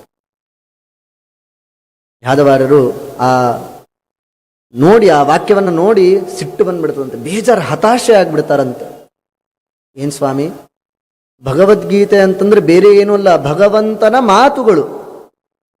ನಮ್ಮ ಜೀವನದಲ್ಲಿ ಯಾವುದೇ ಕಷ್ಟ ಬಂದಾಗ, ಯಾವುದೇ ತೊಂದರೆ ಬಂದಾಗ, ಯಾವುದೇ ದ್ವಂದ್ವ ಇದ್ದಾಗ ಒಮ್ಮೆ ನಾವು ಗೀತೆಯನ್ನು ಓದಿದ್ರೆ ನಮ್ಮೆಲ್ಲ ದ್ವಂದ್ವಗಳಿಗೆ, ನಮ್ಮೆಲ್ಲ ಸಮಸ್ಯೆಗಳಿಗೆ, ತೊಂದರೆಗಳಿಗೆ ಉತ್ತರ ಸಿಗ್ತದೆ. ಅಂದ್ರೆ ಕೃಷ್ಣ ಪರಮಾತ್ಮ ನಮ್ಮ ಜೊತೆ ಮಾತಾಡ್ಲಿಕ್ಕೆ ಇರುವಂತಹ ಒಂದು ಕಾನ್ವರ್ಸೇಷನ್ ಇರುವಂತಹ ಒಂದು ಪುಸ್ತಕ ಅದು ಕೃಷ್ಣ ಪರಮಾತ್ಮ ಮಾಡಿಕೊಟ್ಟಿದ್ದು. ಯಾದವಾರ್ಯರು ಏನ್ ಮಾಡ್ತಾರೆ ಅಂತಂದ್ರೆ, ಏನ್ ಸ್ವಾಮಿ ನೀನು ಹೀಗೆ ಹೇಳಿದ್ಯಾ, ನಾನು ನಿನ್ನನ್ನೇ ನಂಬಿನಿ, ನಿನ್ನನ್ನು ಬಿಟ್ಟು ಬೇರೆ ಯಾರನ್ನೂ ನಂಬಿಲ್ಲ. ನೀನು ನೋಡಿದ್ರೆ ಇವತ್ತು ನನ್ನ ನಂಬ್ಕೊಂಡು ಬಂದಂತಹ ಶಿಷ್ಯರಿಗೆ ಅನ್ನ ಇಲ್ದಂಗೆ ಮಾಡಿಬಿಟ್ಟೆಲೋ. ಅನನ್ಯಾಶ್ಚಿಂತಯಂತೋ ಮಾಂ ಅನ್ನುವಂತಹ ವಾಕ್ಯಕ್ಕೇನೆ ಕೆಂಪು ಮಸಿಯನ್ನ ಹೀಗೆ ಅಂಡರ್ಲೈನ್ ಮಾಡಿಬಿಡ್ತಾರಂತೆ. ಅಂದ್ರೆ ಇದು ನೀ ಮಾತಾಡಿದ್ರಂಥದ್ದು ತಪ್ಪು ಅಂತ. ಬಹಳ ಬೇಜಾರಿಂದ ಮನೆಯಿಂದ ಹೊರಗಡೆ ಹೋಗ್ಬಿಡ್ತಾರೆ. ಸ್ನಾನಕ್ಕೆ ಹೋಗ್ಬಿಡೋಣ ಅಂತಂದು ಸ್ನಾನಕ್ಕೆ ಹೋಗಿರ್ತಾರೆ. ಸ್ನಾನ ಮಾಡಿ ಅಲ್ಲೇನೆ ಬಹಳ ಬೇಜಾರಾಗಿದ್ರಿಂದ ಅಲ್ಲೇ ನದಿ ದಂಡೆಯಲ್ಲೇ ಕುತ್ಕೊಂಡ್ಬಿಟ್ಟಿರ್ತಾರೆ. ಇಲ್ಲಿ ಮನೆಗೆ ಬರ್ತಾರೆ. ಮನೆಗೆ ಬರೋಕ್ಕಿಂತ ಮುಂಚೆ ಏನಾಗಿರ್ತದೆ ಅಂತಂದ್ರೆ, ಒಬ್ಬ ಕೆಲಸದ ವ್ಯಕ್ತಿ ಮೂಟೆಗಟ್ಟೆಯಷ್ಟು ಉಪ್ಪಿನಿಂದ ಹೊಡೆದು ತುಪ್ಪದವರೆಗೆ ಪ್ರತಿಯೊಂದು ಧಾನ್ಯವನ್ನ ತಂದು ಹಾಕ್ತಾನಂತೆ. ಒಂದು ದಿವಸಕ್ಕಾಗೋಷ್ಟಲ್ಲ, 2 ದಿವಸಕ್ಕಾಗೋಷ್ಟಲ್ಲ, ತಿಂಗಳಿಗಾಗುವಷ್ಟು ದಿನಸಿಯನ್ನ ತಂದು ಹಾಕ್ತಾನಂತೆ. ಆಮೇಲೆ ಯಾರಪ್ಪ ಹಾಕಿದ್ದು, ಏನು ಹಾಕಿದ್ದು, ಎದಕ್ಕೆ ತಂದು ಹಾಕಿದೆ ಅಂತ ಕೇಳಿದ್ರೆ ಪಾಪ ಆ ವ್ಯಕ್ತಿಗೆ ಮಾತಾಡ್ಲಿಕ್ಕೆ ಆಗ್ತಾ ಇಲ್ಲ. ಯಾಕೆ ಅಂತಂದ್ರೆ ಬಾಯಿ ಹರಿದೋಗಿದೆ, ನಾಲಿಗೆ ಹರಿದೋಗಿದೆ. ಪಾಪ ತೊದಲ್ತಾನೆ ಹೇಳ್ತಾ ಇದ್ದಾನೆ, ಇಲ್ಲ ತಾಯಿ, ಒಂದು ಸ್ವಲ್ಪ ಬರೋದು ತಡ ಆಯಿತು, ಹಾಗಾಗಿ ನಿಮ್ಮ ಮನೆಯವ್ರು ನನ್ನನ್ನು ಹೊಡೆದ್ಬಿಟ್ಟಿದ್ದಾರೆ, ನಾಲಿಗೆ ಕತ್ತರಿಸ್ಬಿಟ್ಟಿದ್ದಾರೆ ಅಂತ ಹೇಳ್ತಾರೆ. ಅಯ್ಯೋ ಅಂತ ಬಹಳ ಬೇಜಾರು ಮಾಡ್ಕೋತಾರೆ. ಅದಾದ್ಮೇಲೆ ಸಾಯಂಕಾಲದ ಹೊತ್ತಿಗೆ ಅದೇ ಬೇಜಾರಿಂದನೇ ಯಾದವಾರರ ಮನೆಗೆ ಬಂದಾಗ ಮನೆ ತುಂಬ ಧಾನ್ಯಗಳು ಬರ್ತಿದ್ದ ಹಾಗೇನೆ, ಎಂದೂ ಒಂದು ದಿವಸ ಎದುರು ಮಾತಾಡದೇ ಇರುವಂತಹ ಹೆಂಡತಿ ಅವತ್ತು ಯಾದವಾರರಿಗೆ ಮಾತಾಡಿಬಿಡ್ತಾರಂತೆ. ಎಷ್ಟು ಕ್ರೂರಿಗಳ್ರಿ ನೀವು, ನಿಮ್ಮನ್ನು ಎಷ್ಟು ಸಾಧುಗಳು ಅಂತ ಅನ್ಕೊಂಡಿದ್ದೆ, ನೀವು ಇಷ್ಟೊಂದು ಕ್ರೂರಿನ ಅಂತ ಕೇಳ್ತಾರೆ. ಯಾಕೆ ಏನಾಯ್ತು ಅಂತ ಕೇಳ್ತಾರೆ. ಯಾವತ್ತೂ ಹಿಂಗೆ ಮಾತಾಡಿಲ್ಲ ಹೆಂಡತಿ. ಒಮ್ಮಿಂದ ಮೇಲೆಗೆ ಹಿಂಗೆ ಕೇಳಿದ ತಕ್ಷಣ ಯಾದವಾರರಿಗೆ ಗಾಬರಿ. ಇಲ್ಲ, ನೀವು ಒಂದು ಸ್ವಲ್ಪ ತಡ ಆಗಿದ್ದಕ್ಕೆ ಆ ಹುಡುಗನಿಗೆ ಹಂತಾಪರಿ ಹೊಡಿತೀರಿ ಅಂತಂದ್ರೆ ಏನರ್ಥ, ನಾಲ್ಗಿನೇ ಹರಿದು ಹಾಕಿರಿ ಅಂತಂದ್ರೆ ಯಾರಿಗೇನು ಮಾಡೀನಿ ಅಂತ ಕೇಳ್ತಾರೆ. ಈಗೊಬ್ಬ ಹುಡುಗ ಬಂದಿದ್ದ, ಅಕ್ಕಿ ಮೂಟೆ ಎಲ್ಲದನ್ನು ತಂದು ಇಳಿಸಿ ಆದ್ಮೇಲೆ ಹೀಗೆ ಹೇಳ್ದ, ಯಾಕೆ ನಾಲ್ಗೆಲ್ಲಿ ರಕ್ತ ಬರ್ತಾ ಇದೆ ಅಂತಂದ್ರೆ, ಹೀಗೆ ನಿಮ್ಮ ಮನೆಯವ್ರು ನಾಲ್ಗೆ ಹರಿದಾಕ್ಬಿಟ್ರು ಸ್ವಲ್ಪ ತಡ ಆಗಿದ್ದಕ್ಕೆ ಅಂತ. ಯಾದವಾರರಿಗೆ ಗೊತ್ತಾಗಿಬಿಡ್ತದೆ ಇದು ಆಗಿದ್ದು ನನ್ನಿಂದ ಅಚಾತುರ್ಯ ಅಂತಂದು ಅವಳಿಗೆ ಹೇಳ್ತಾರೆ ಯಾದವಾರರು, ನೀನೇ ಭಾಗ್ಯವಂತೆ ಅಂತ. ಯಾಕೆ ಅಂತಂದ್ರೆ ಕೃಷ್ಣ ಪರಮಾತ್ಮ ನಿನಗೆ ಆ ರೀತಿಯಲ್ಲಿ ದರ್ಶನ ಕೊಟ್ಟ, ನಾನು ನಂಬಿದಂಥವನು ನನಗೆ ದರ್ಶನ ಕೊಡಲಿಲ್ಲ ಅಂತ ಹೇಳ್ತಾರಂತೆ.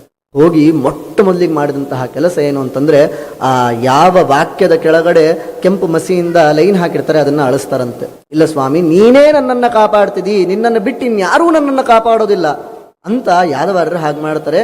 ಇದು ಕೃಷ್ಣ ಪರಮಾತ್ಮ ತಾನು ನಂಬಿದ ಭಕ್ತರಿಗೆ ಎಂದೂ ಕೈ ಬಿಡೋದಿಲ್ಲ ಅನ್ನೋದನ್ನ ವಾದಿರಾಜರು ಹೀಗೆ ತೋರಿಸ್ತಾರಂತೆ. ಅದಾದ್ಮೇಲೆ ಓದ್ತಾರಂತೆ ಬ್ರಾಹ್ಮಣ, ಕೃಷ್ಣ ಪರಮಾತ್ಮನಿಗೆ ಒಳ್ಳೆ ಉತ್ಸುಕತೆ ಬಂದ್ಬಿಡ್ತದಂತೆ. ಯಾರಪ್ಪ, ನಾನು ನೋಡ್ಲಿಲ್ಲ ಅಂತಂದ್ರೂ ನನ್ನ ಮೇಲೆ ಇಷ್ಟೊಂದು ಪ್ರೀತಿನ ಅಂತ ಕ್ಯೂರಿಯಾಸಿಟಿ. ಹಾಗೆ ಅವ್ರ ಮೇಲೆ ನೋಡದೇ ಇದ್ರೂ ಕೂಡ ಪ್ರೀತಿ. ಹೇಗೆ ಸಾಧ್ಯ ಅಂತಂದ್ರೆ, ನಿತ್ಯಾವಿಯೋಗಿಯಾದಂತಹ ದಂಪತಿಗಳಲ್ಲಿ ಆ ಪ್ರೀತಿ ಸಹಜನೇ ಸರಿ. ಹಾಗಾಗಿ ಕೃಷ್ಣ ಪರಮಾತ್ಮ ರಾತ್ರೋರಾತ್ರಿ ಗಾಡಿ ತೆಗಿತಾನೆ, ಅಲ್ಲಿಂದ ಹೊರಡ್ತಾನೆ. ಹೊರಟು ಅಲ್ಲಿ ಇನ್ನೇನು ಸ್ವಯಂವರ ಆಗಬೇಕು ಅಷ್ಟೊತ್ತಿಗೆ ಪ್ಲಾನ್ ಬರೆದು ಕಳಿಸಿರ್ತಾಳೆ. ನಾಡಿದ್ದು ನಾವು ಇಲ್ಲಿಂದ ನಮ್ಮ ಕುಲದೇವಿ ಯಾತ್ರಾಕ್ಕೆ ಹೋಗ್ತಾ ಇದ್ದೀವಿ, ಅಲ್ಲಿ ನಾನು ಇಷ್ಟು ದೂರದಿಂದ ಇಷ್ಟು ದೂರ ನಡ್ಕೊಂಡು ಬರ್ತೀನಿ, ಎಲ್ಲರೂ ಸುತ್ತ ಇರ್ತಾರೆ, ಅಲ್ಲಿಂದ ಕರ್ಕೊಂಡು ಹೋಗೋ ಜವಾಬ್ದಾರಿ ನಿಂದು ಅಂತ ಹೇಳ್ತಾರೆ. ಹೇಳಿದ ತಕ್ಷಣ ಕೃಷ್ಣ ಪರಮಾತ್ಮ ಗಾಡಿ ಹಾಕೊಂಡೇ ಬಿಡ್ತಾನೆ. ಗಾಡಿ ಹಾಕೊಂಡು ಹೊರಟ ಅಂತಂದರೆ ಬೆಳಗ್ಗೆ ದಿವಸ ಅಲ್ಲಿ ಯಥಾವತ್ತಾಗಿ ಏನು ಬರೆದು ಕಳಿಸಿರ್ತಾಳೋ ಹಾಗೇನೆ ಅವತ್ತಿನ ದಿವಸ ಕುಲದೇವಿಯ ಯಾತ್ರೆಗೆ ಹೋಗಿರ್ತಾರೆ. ಏನು ಸೌಂದರ್ಯ ಲಕ್ಷ್ಮೀದೇವಿದು, ಸೌಂದರ್ಯದ ಪರಮಾವಧಿ. ಲಕ್ಷ್ಮೀದೇವಿಯನ್ನು ನೋಡಿದರೆ ಮೂರ್ಛೆ ಹೋಗುವಷ್ಟು, ತಲೆ ತಿರುಗಿ ಹೋಗುವಷ್ಟು ಸೌಂದರ್ಯ. ಅಷ್ಟು ಸೌಂದರ್ಯ ಲಕ್ಷ್ಮೀದೇವಿ. ಒಮ್ಮೆ ತಾನು ಗೆಜ್ಜೆ ಹಾಕೊಂಡು ಕೈ ಬಳೆಯನ್ನು ಹಾಕೊಂಡು ಸೀರೆಯನ್ನು ಉಟ್ಕೊಂಡು ಹೋಗಿ ನೋಡ್ತಾ ಇದ್ರೆ ಮೂರ್ಛೆ ಹೋಗ್ತಾ ಇದ್ರಂತೆ ರಾಜರು. ಯಾರು ಸ್ವಯಂವರಕ್ಕೆ ಅಂತ ಬಂದಿದ್ರು ಅವ್ರನ್ನೆಲ್ಲ ಮೂರ್ಛೆ ಹೋಗುವಷ್ಟು ಸೌಂದರ್ಯ. ಅಲ್ಲಿ ಕುಲದೇವಿ ಯಾತ್ರೆಗೆ ಹೋಗಿರ್ತಾಳೆ. ಹೋದಾಗ ಕೃಷ್ಣ ಪರಮಾತ್ಮ ಬರ್ತಾನೆ. ಕೃಷ್ಣ ಪರಮಾತ್ಮ ಬಂದ ಸಿಂಹರಾಡಿವ ಶೃಗಾಲ ಸಮೂಹೆ. ಕೃಷ್ಣ ಪರಮಾತ್ಮ ಬರ್ತಾನೆ, ಹೊತ್ಕೋತಾನೆ, ಗಾಡಿಯಲ್ಲಿ ಕೂಡಿಸ್ಕೋತಾನೆ, ಹೋಗ್ತಾನೆ. 100 ತೋಳಗಳು ಒಂದು ಜಿಂಕೆಯನ್ನ ಹಿಡಿದಾಗ ಸಿಂಹ 100 ತೋಳಗಳು ಸುತ್ತುವರೆದಿದ್ರು ಕೂಡ ತನ್ನ ಗಾಂಭೀರ್ಯದಿಂದನೇ ತಿಂತದೆ. ಯಾವತ್ತಿದ್ರು ಸಿಂಹ ಯಾವತ್ತೂ ಕೂಡ ಅಕ್ಕಡೆ ಈ ಕಡೆ ಮಾಡೋದಿಲ್ಲ, ಅಷ್ಟು ಗಾಂಭೀರ್ಯ. ಅಂದ್ರೆ ಅದು ಹೆದರ್ಕೊಂಡು ಹೋಗಿ ಓಡ್ ಹೋಗಿ ಹಿಡ್ಕೊಂಡ್ಬರ್ ಆ ಥರ ಏನು ಮಾಡೋದಿಲ್ಲ. ನಿಧಾನಕ್ಕೆ ಹೋಗ್ತದೆ, ತನ್ನ ಗಾಂಭೀರ್ಯದಿಂದ ಹೋಗ್ತದೆ, ತಾನು ಹಿಡ್ಕೋತದೆ, ಬರ್ತದೆ. ಹಾಗೆ ಕೃಷ್ಣ ಪರಮಾತ್ಮ ರುಕ್ಮಿಣಿಯನ್ನ ಅಷ್ಟು ಸುತ್ತ, ಅವ್ರ ಅಣ್ಣಂದ್ರ 5 ಜನ ಇದ್ದಾರೆ, ಆ ಸ್ವಯಂವರಕ್ಕೆ ಬಂದವರು ಎಲ್ಲರೂ ಇದ್ದಾರೆ, ಶಿಶುಪಾಲನೂ ಅಲ್ಲೇ ಇದ್ದಾನೆ. ಯಾರು ಕೃಷ್ಣನೇನು ಮಾಡ್ಕೊಳ್ಳಿಕ್ಕಾಗಿಲ್ಲ. ಕೃಷ್ಣ ಪರಮಾತ್ಮ ಓಡ್ಕೊಂಡು ಹೋಗಿ ಹೊತ್ಕೊಂಡ್ಬಂದ, ಒಂದೊಂದೇ ಹೆಜ್ಜೆ ಇಟ್ಕೊಂಡು ಹೋದ, ನಿಧಾನಕ್ಕೆ ಹೋದ. ಅದು ಏನು ತೋರಿಸ್ತದೆ ಅಂತಂದ್ರೆ ನನ್ನ ಯಾರು ಏನು ಮಾಡ್ಕೊಳ್ಳಿಕ್ ಸಾಧ್ಯ ಇಲ್ಲ, ಇದು ನನ್ನ ಸಂಕಲ್ಪ, ನಾ ಬಂದೀನಿ, ನನ್ನ ಹೆಂಡ್ತೀನಿ ನಾನು ಕರ್ಕೊಂಡು ಹೋಗ್ತಾ ಇದ್ದೀನಿ ಅನ್ನೋ ಹಾಗೆ ಇತ್ತಂತೆ. ಇದು ಭಾಗವತದಲ್ಲಿ ಬಂದಂತಹ ವಿಷಯ. ಇಲ್ಲಿ ಭಾಗವತ ದಶಮಸ್ಕಂದದಲ್ಲಿ ಹೇಳಬೇಕಾದಾಗ ಇದು ರಾಕ್ಷಸ ವಿವಾಹ ಅಂತ ಉಲ್ಲೇಖ ಮಾಡಿದ್ದಾರೆ. ಇನ್ನು ಇದೇ ವಿಷಯವನ್ನ ತೃತೀಯ ಸ್ಕಂದದಲ್ಲಿ ಮಾತಾಡಬೇಕಾದಾಗ ಗಾಂಧರ್ವ ವಿವಾಹ ಅಂತ ಮಾತಾಡಿದ್ದಾರೆ. ಒಟ್ಟು 8 ರೀತಿಯಾದಂತಹ ವಿವಾಹ ಇದೆ. ರಾಕ್ಷಸ ವಿವಾಹ, ಗಾಂಧರ್ವ ವಿವಾಹ, ಆಮೇಲೆ ಬ್ರಾಹ್ಮ ವಿವಾಹ, ಹೀಗೆ ಒಟ್ಟು 8 ರೀತಿಯಾಗಿದೆ. ಗಾಂಧರ್ವ ವಿವಾಹ, ರಾಕ್ಷಸ ವಿವಾಹ ಪ್ರಕೃತಕ್ಕೆ ಬಂದಿರೋದ್ರಿಂದ ಅದರ ಬಗ್ಗೆ ಸುಮ್ಮನೆ ಸಣ್ಣದಾದಂತಹ ಪರಿಚಯ. ಗಾಂಧರ್ವ ವಿವಾಹ ಅಂತಂದ್ರೆ ಹೆಣ್ಣು ಗಂಡು ಮೊದಲಿಗೆ ಒಪ್ಕೊಂಡ್ಬಿಡೋದು, ಆಮೇಲೆ ಮದುವೆ ಮಾಡಿಕೊಂಡು ತಂದೆ ತಾಯಿಗಳಿಗೆ ಹೇಳೋದು. ರಾಕ್ಷಸ ವಿವಾಹ ಅಂತಂದ್ರೆ ಅದು ಕ್ಷತ್ರಿಯರಿಗೆ ಮಾತ್ರ ವಿಹಿತ. ಇವಾಗ ನಾವು ಮಾಡ್ಕೋತೀವಿ ಅಂತಂದ್ರೆ ಕಲ್ ತಗೊಂಡು ಹೊಡಿತಾರೆ. ರಾಕ್ಷಸ ವಿವಾಹ ಅಂತಂದ್ರೆ ಏನು ಅಂತಂದ್ರೆ ಹುಡುಗಿಗೆ ಇಷ್ಟ ಇದ್ದು ತಂದೆ ತಾಯಿಗಳು ಒಪ್ಕೊಂಡಿಲ್ಲ ಅಂತಂದ್ರೆ ಹೊತ್ಕೊಂಡು ಹೋಗೋದು. ಇದನ್ನ ಯಾರು ಮಾಡಬಾರ್ದು, ಇದನ್ನ ಹೊತ್ಕೊಂಡು ಹೋಗಿ ಮದುವೆ ಮಾಡ್ಕೊಳ್ಳೋದು.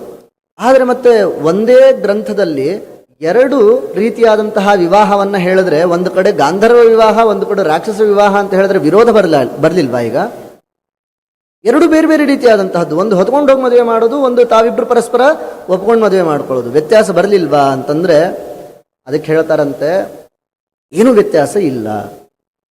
ಯಾಕೆ ಅಂತಂದ್ರೆ ಗಾಂಧರ್ವ ವಿವಾಹ ಅಂತಂದ್ರೆ ಇಬ್ರು ಪರಸ್ಪರ ಒಪ್ಕೊಂಡಿರೋದು, ಮದುವೆ ಮಾಡ್ಕೊಂಡ್ಮೇಲೆ ತಂದೆ ತಾಯಿಗಳಿಗೆ ತಿಳಿಸೋದು. ರಾಕ್ಷಸ ವಿವಾಹ ಅಂತಂದ್ರೆ ಹೆಣ್ಣು ಒಪ್ಕೊಂಡ್ಮೇಲೇನೆ ಗಂಡು ಒಪ್ಕೊಂಡು ಮದುವೆ ಮಾಡ್ಕೊಳ್ಳೋದು, ಆದ್ರೆ ಹೊತ್ಕೊಂಡು ಹೋಗೋದು. ಇಬ್ರು ಪರಸ್ಪರ ಒಪ್ಕೊಳ್ಳೋದು ಅನ್ನೋದು ಇದೆ ತಾನೆ. ಆ ವಿಷಯದಲ್ಲಿ ಸಾಮ್ಯ ಇರೋದ್ರಿಂದ ಭಾಗವತದಲ್ಲಿ ಪರಸ್ಪರವಾದಂತಹ ವಿರೋಧ ಇಲ್ಲ ಅಂತ ಹೀಗೆ ಪರಿಹಾರ ಮಾಡ್ಕೋತಾರೆ. ಭಾಗವತದಲ್ಲಿ ವಿಷಯ ಇಷ್ಟಕ್ಕೆ ಮುಗಿಸಿದ್ದಾರೆ. ಕೃಷ್ಣ ಪರಮಾತ್ಮ ಹೊತ್ಕೊಂಡು ಹೋಗ್ತಾನೆ, ಮದುವೆ ಮಾಡ್ಕೋತಾನೆ ಅಂತ ಇಷ್ಟೇ ಮಾತಾಡಿದ್ದಾರೆ. ಆದರೆ ವಾದಿರಾಜರು ಇದನ್ನ 2-3 ಸರ್ಗಗಳಿಂದ ಹೇಳಿದ್ದಾರೆ.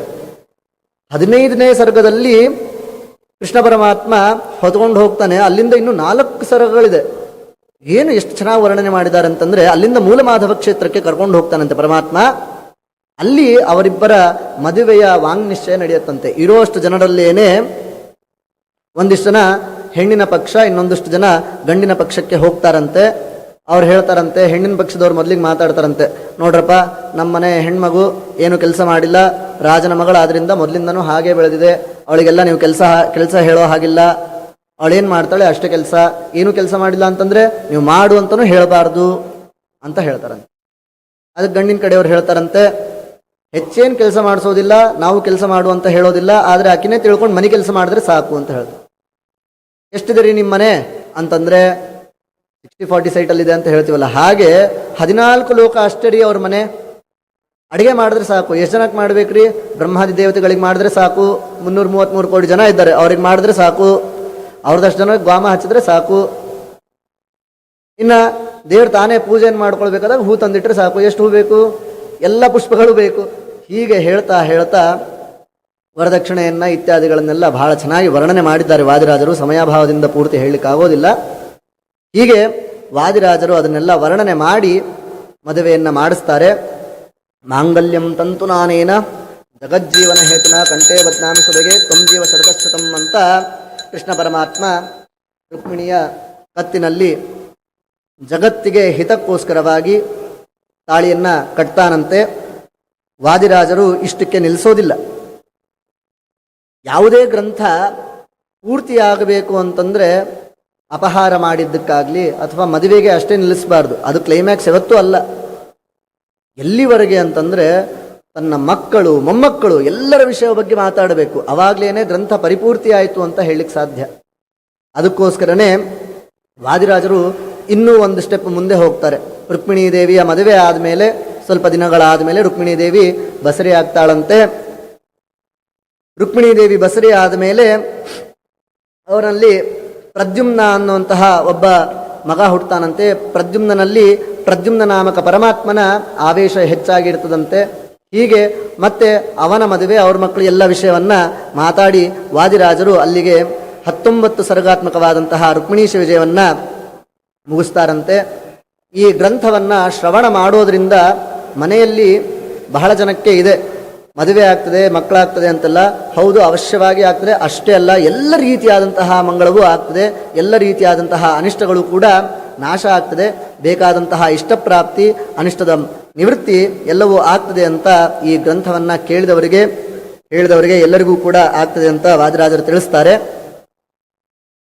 ಪ್ರಕೃತದಲ್ಲಿ ಈ ಪ್ರವಚನವನ್ನು 7 ದಿನಗಳ ಕಾಲ ನಾನು ಹೇಳಿದ್ದಲ್ಲ, ನನ್ನಲ್ಲಿ ನಿಂತು ಭಗವಂತ ಹೇಳಿಸಿದ್ದಿದು. ಯಾವುದೇ ವಿಷಯವನ್ನು ನಾನು ಹೇಳಿದ್ದೆ ಅಂತಂದರೆ ಅದು ನನ್ನ ಯೋಗ್ಯತೆ ಅಲ್ಲವೇ ಅಲ್ಲ. ಸ್ವಾಮಿಗಳು ಅನುಗ್ರಹ ಮಾಡಿ ನನಗೆ ಪಾಠ ಹೇಳಿ ಏನು ಹೇಳಿದಾರೋ ಅದನ್ನೇ ನಾನಿಲ್ಲಿ ಹೇಳಿದ್ದು. ತಪ್ಪು ಮಾಡೋದು ಅಂತನ್ನೋದು ಮನುಷ್ಯ ಮಾತ್ರ ಸಹಜ. ಏನಾದರೂ ತಪ್ಪು ಮಾಡಿದರೆ ಅದೆಲ್ಲವೂ ನಂದು. ಯಾವುದಾದ್ರೂ ಒಂದೆರಡು ಕಥೆಗಳನ್ನು ಸರಿಯಾಗಿ ಹೇಳಿ ಗ್ರಂಥಕ್ಕೆ ಅನುಸಾರವಾಗಿ ಹೇಳಿದ್ದೆ ಅಂತಂದರೆ ಅದೆಲ್ಲ ಸ್ವಾಮಿಗಳ ಅನುಗ್ರಹ. ಈ ಪ್ರವಚನದ ಅವಕಾಶವನ್ನು ಮಾಡಿಕೊಟ್ಟಂತಹ ಮಠದ ಆಡಳಿತ ವರ್ಗಕ್ಕೂ ಹಾಗೂ ಎಲ್ಲರಿಗೂ ಕೂಡ ಅನೇಕ ನಮಸ್ಕಾರ ಪೂರ್ವಕವಾದಂತಹ ಧನ್ಯವಾದಗಳನ್ನು ತಿಳಿಸ್ತಾ ಇದ್ದೇನೆ. ಅಷ್ಟೇ ಅಲ್ಲದೇನೆ ಈ ಸೇವಾಕರ್ತೃಗಳಾದಂತಹ ಆನಂದ ಹುನ್ನೂರು ಅನ್ನೋರಿಗೂ ಕೂಡ ಭಗವಂತ ಅನುಗ್ರಹ ಮಾಡಲಿ ಅಂತ ಪ್ರಾರ್ಥನೆ ಮಾಡ್ತಾ ಈ ಪ್ರವಚನ ಮಾಲಿಕೆಯನ್ನು ಇವತ್ತಿಗೆ ಮುಗಿಸ್ತಾ ಇದ್ದೇನೆ. ಸರ್ವೇಂದ್ರಿಯ ಪ್ರೇರಕೇಣ ಶ್ರೀ ಪ್ರಾಣಪತಿನೇರಿತ ಯದವೋಚಮಹಂತೇನ ಪ್ರಿಯತಾಂ ಕಮಲಾಲಯ ಶ್ರೀಕೃಷ್ಣಾರ್ಪಣಮಸ್ತು. ಅನೇನ ಭಾವಿತ್ ಪುಣ್ಯಂ ತದಾಪ್ನೋತು ಗುರುರ್ಮಮ.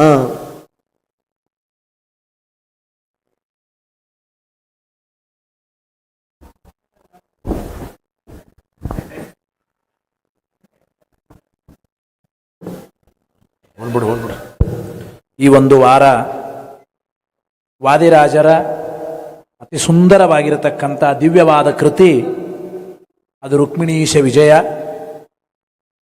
ಕೃಷ್ಣ ಪರಮಾತ್ಮನ ಮಹಿಮೆಯನ್ನು ಬಹಳ ಸುಂದರವಾಗಿ ಭಾಗವತದಲ್ಲಿ ಹೇಳಿದ ವಿಚಾರವನ್ನು ವಾದಿರಾಜರು ತಮ್ಮ ಕಲ್ಪನೆಯಲ್ಲಿ ಅದ್ಭುತವಾಗಿ ಚಿತ್ರಣ ಮಾಡಿದ್ದಾರಲ್ಲಿ. ರುಕ್ಮಿಣೀಶ ವಿಜಯದಲ್ಲಿ ಒಂದೊಂದು ದೃಷ್ಟಾಂತಗಳನ್ನು ಕೊಟ್ಟು ಲೋಕನೀತಿಯ ಪುರಸ್ಸರವಾಗಿ ಬಹಳ ಚೆನ್ನಾಗಿ ಅಲ್ಲಿ ಮಾಡಿದ್ದಾರೆ. ಅಂತಹ ರುಕ್ಮಿಣೀಶ ವಿಜಯದ ಪ್ರವಚನವನ್ನು ಪಂಡಿತರಾದ ಆನಂದ ತೀರ್ಥಾಚಾರ್ಯ ಬಿದರಳ್ಳಿಯವರು ಈ ಒಂದು ವಾರ ಬಹಳ ಚೆನ್ನಾಗಿ ನಡೆಸಿಕೊಟ್ಟಿದ್ದಾರೆ. ಮೊದಲನೇ ದಿವಸ ಹೇಳಿದ ಹಾಗೆ ಶ್ರೀಮಠದಲ್ಲಿ ದೊಡ್ಡ ಸ್ವಾಮಿಗಳವರ ಕಾಲಕ್ಕೆ, ಪ್ರಾತಸ್ಮರಣೀಯರಾದ ಸತ್ಯಪ್ರಮೋದಿತ ಶ್ರೀಪಾದಂಗಳವರ ಕಾಲಕ್ಕೆ ಯದುಪತ್ಯಾಚಾರ್ಯ ಬಿದರಳ್ಳಿಯವರು ಅತ್ಯಂತ ಪ್ರಸಿದ್ಧವಾದ ಒಂದು ಹೆಸರು. ಮಹಾಸ್ವಾಮಿಗಳವರ ಜೊತೆಗೇನೆ 30-40 ವರ್ಷಗಳ ಕಾಲ ಮೊದಲಿನಿಂದಲೂ ಮಠದಲ್ಲಿ ಇದ್ದು ಶ್ರೀಪಾದಂಗಳವರ ಪ್ರಥಮ ವರ್ಗದ ಶಿಷ್ಯರು, ಅತ್ಯಂತ ಪ್ರೀತಿಯ ಶಿಷ್ಯರು. ವಿಶಿಷ್ಟವಾಗಿರತಕ್ಕಂತಹ ಗುರುಭಕ್ತಿ, ಮಠದ ನಿಷ್ಠೆ ಅವರಲ್ಲಿ ನಾವು ನೋಡಿದ್ದೇವೆ. ನಮ್ಮ ಜೊತೆಗೂ ಸ್ವಲ್ಪ ದಿವಸ ಮಠದಲ್ಲಿದ್ದರು, ಸಂಚಾರದಲ್ಲಿ. ಆದ್ದರಿಂದ ಅಂತಹ ಒಳ್ಳೆ ನಿಷ್ಠೆಯ ಗುರುಗಳ ಭಕ್ತರು ಯದುಪತ್ಯಾಚಾರ್ಯರು. ಅವರ ಮೊಮ್ಮಕ್ಕಳು, ಅವರ ಮೊದಲು ಮಕ್ಕಳು, ಮೊಮ್ಮಕ್ಕಳು ಎಲ್ಲರನ್ನೂ ಕೂಡ ಶಾಸ್ತ್ರಕ್ಕಾಗಿ ಶ್ರೀಮಠದ ಸೇವೆಗಾಗಿಯೇ ಅವರು ಮೀಸಲಿಟ್ಟಿದ್ದಾರೆ.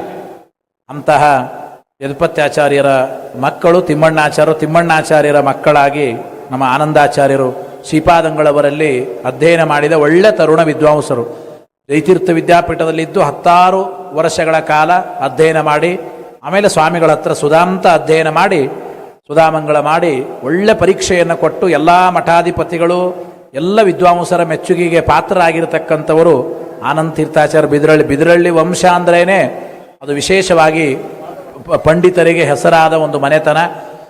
ವಿಶೇಷವಾಗಿ ಯಾದವಾರಿಯರು, ಶ್ರೀನಿವಾಸ ತೀರ್ಥರು, ವೆಂಕಟಪತ್ಯಾಚಾರ್ಯರು ಅಂತ ಅವರ ಮಕ್ಕಳು ಅದ್ಭುತವಾಗಿರತಕ್ಕಂತಹ ಗ್ರಂಥಗಳನ್ನು ರಚನೆ ಮಾಡಿದ ಒಂದು ಕೀರ್ತಿ, ಆ ಒಂದು ವಿಶೇಷವಾದ ಸೇವೆ ವಾಂಗ್ಮಯ ಪ್ರಪಂಚಕ್ಕೆ ಬಿದರಳ್ಳಿ ಮನೆತನದಿಂದ ಇದೆ.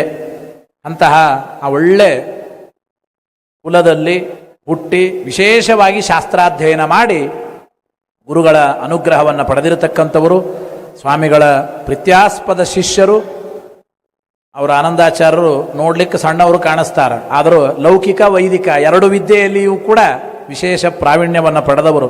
RV ಕಾಲೇಜಲ್ಲಿ ಸಂಸ್ಕೃತ ಉಪನ್ಯಾಸಕರಾಗಿ ವಿಶೇಷವಾಗಿ ಸೇವೆಯನ್ನು ಸಲ್ಲಿಸ್ತಾ ಇದ್ದಾರೆ ಮತ್ತು ಸುಧಾದಿ ಗ್ರಂಥಗಳ ಒಂದು ಸಂಶೋಧನೆ, ಪಾಠ, ಪ್ರವಚನ ಅದರಲ್ಲೇ ಇರ್ತಾರೆ.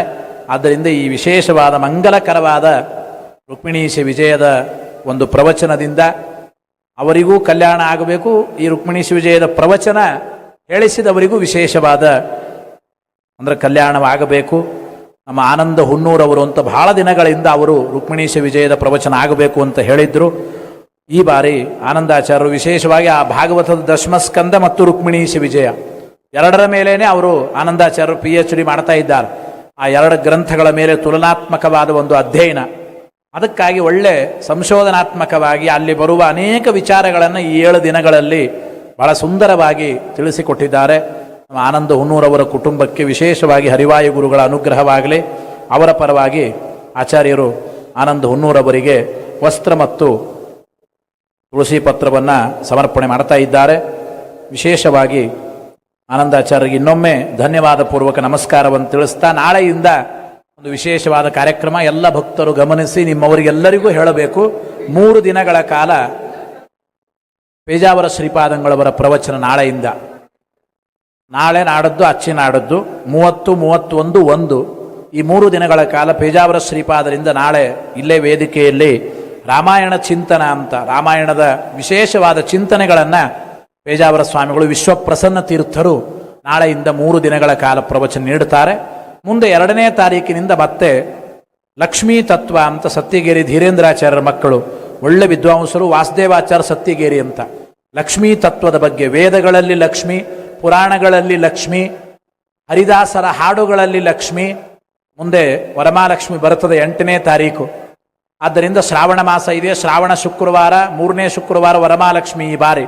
ಆದ್ದರಿಂದ ಲಕ್ಷ್ಮಿಯ ಬಗ್ಗೆನೇ ವಿಶೇಷವಾಗಿ ತಿಳಿಯಬೇಕೆಂಬ ಉದ್ದೇಶದಿಂದ ಲಕ್ಷ್ಮೀ ತತ್ವದ ಬಗ್ಗೆ ಸತ್ಯಗೇರಿ ವಾಸುದೇವಾಚಾರ್ಯರು 2ನೇ ತಾರೀಕಿನಿಂದ ತಿಳಿಸಿಕೊಡ್ತಾರೆ. ಎಲ್ಲ ಭಕ್ತರು ಭಾಗವಹಿಸಬೇಕು. ನಾಳೆನೂ ಕೂಡ ಪೇಜಾವರ ಶ್ರೀಪಾದರ ಪ್ರವಚನ 3 ದಿನಗಳ ಕಾಲ, ಅದಕ್ಕೂ ಸಾಯಂಕಾಲ 6:30ಕ್ಕೆ ಎಲ್ಲರೂ ಭಾಗವಹಿಸಬೇಕು ಅಂತ ಹೇಳ್ತಾ ಹರಯೇ ನಮಃ. ಶ್ರೀಕೃಷ್ಣಾರ್ಪಣಮಸ್ತು.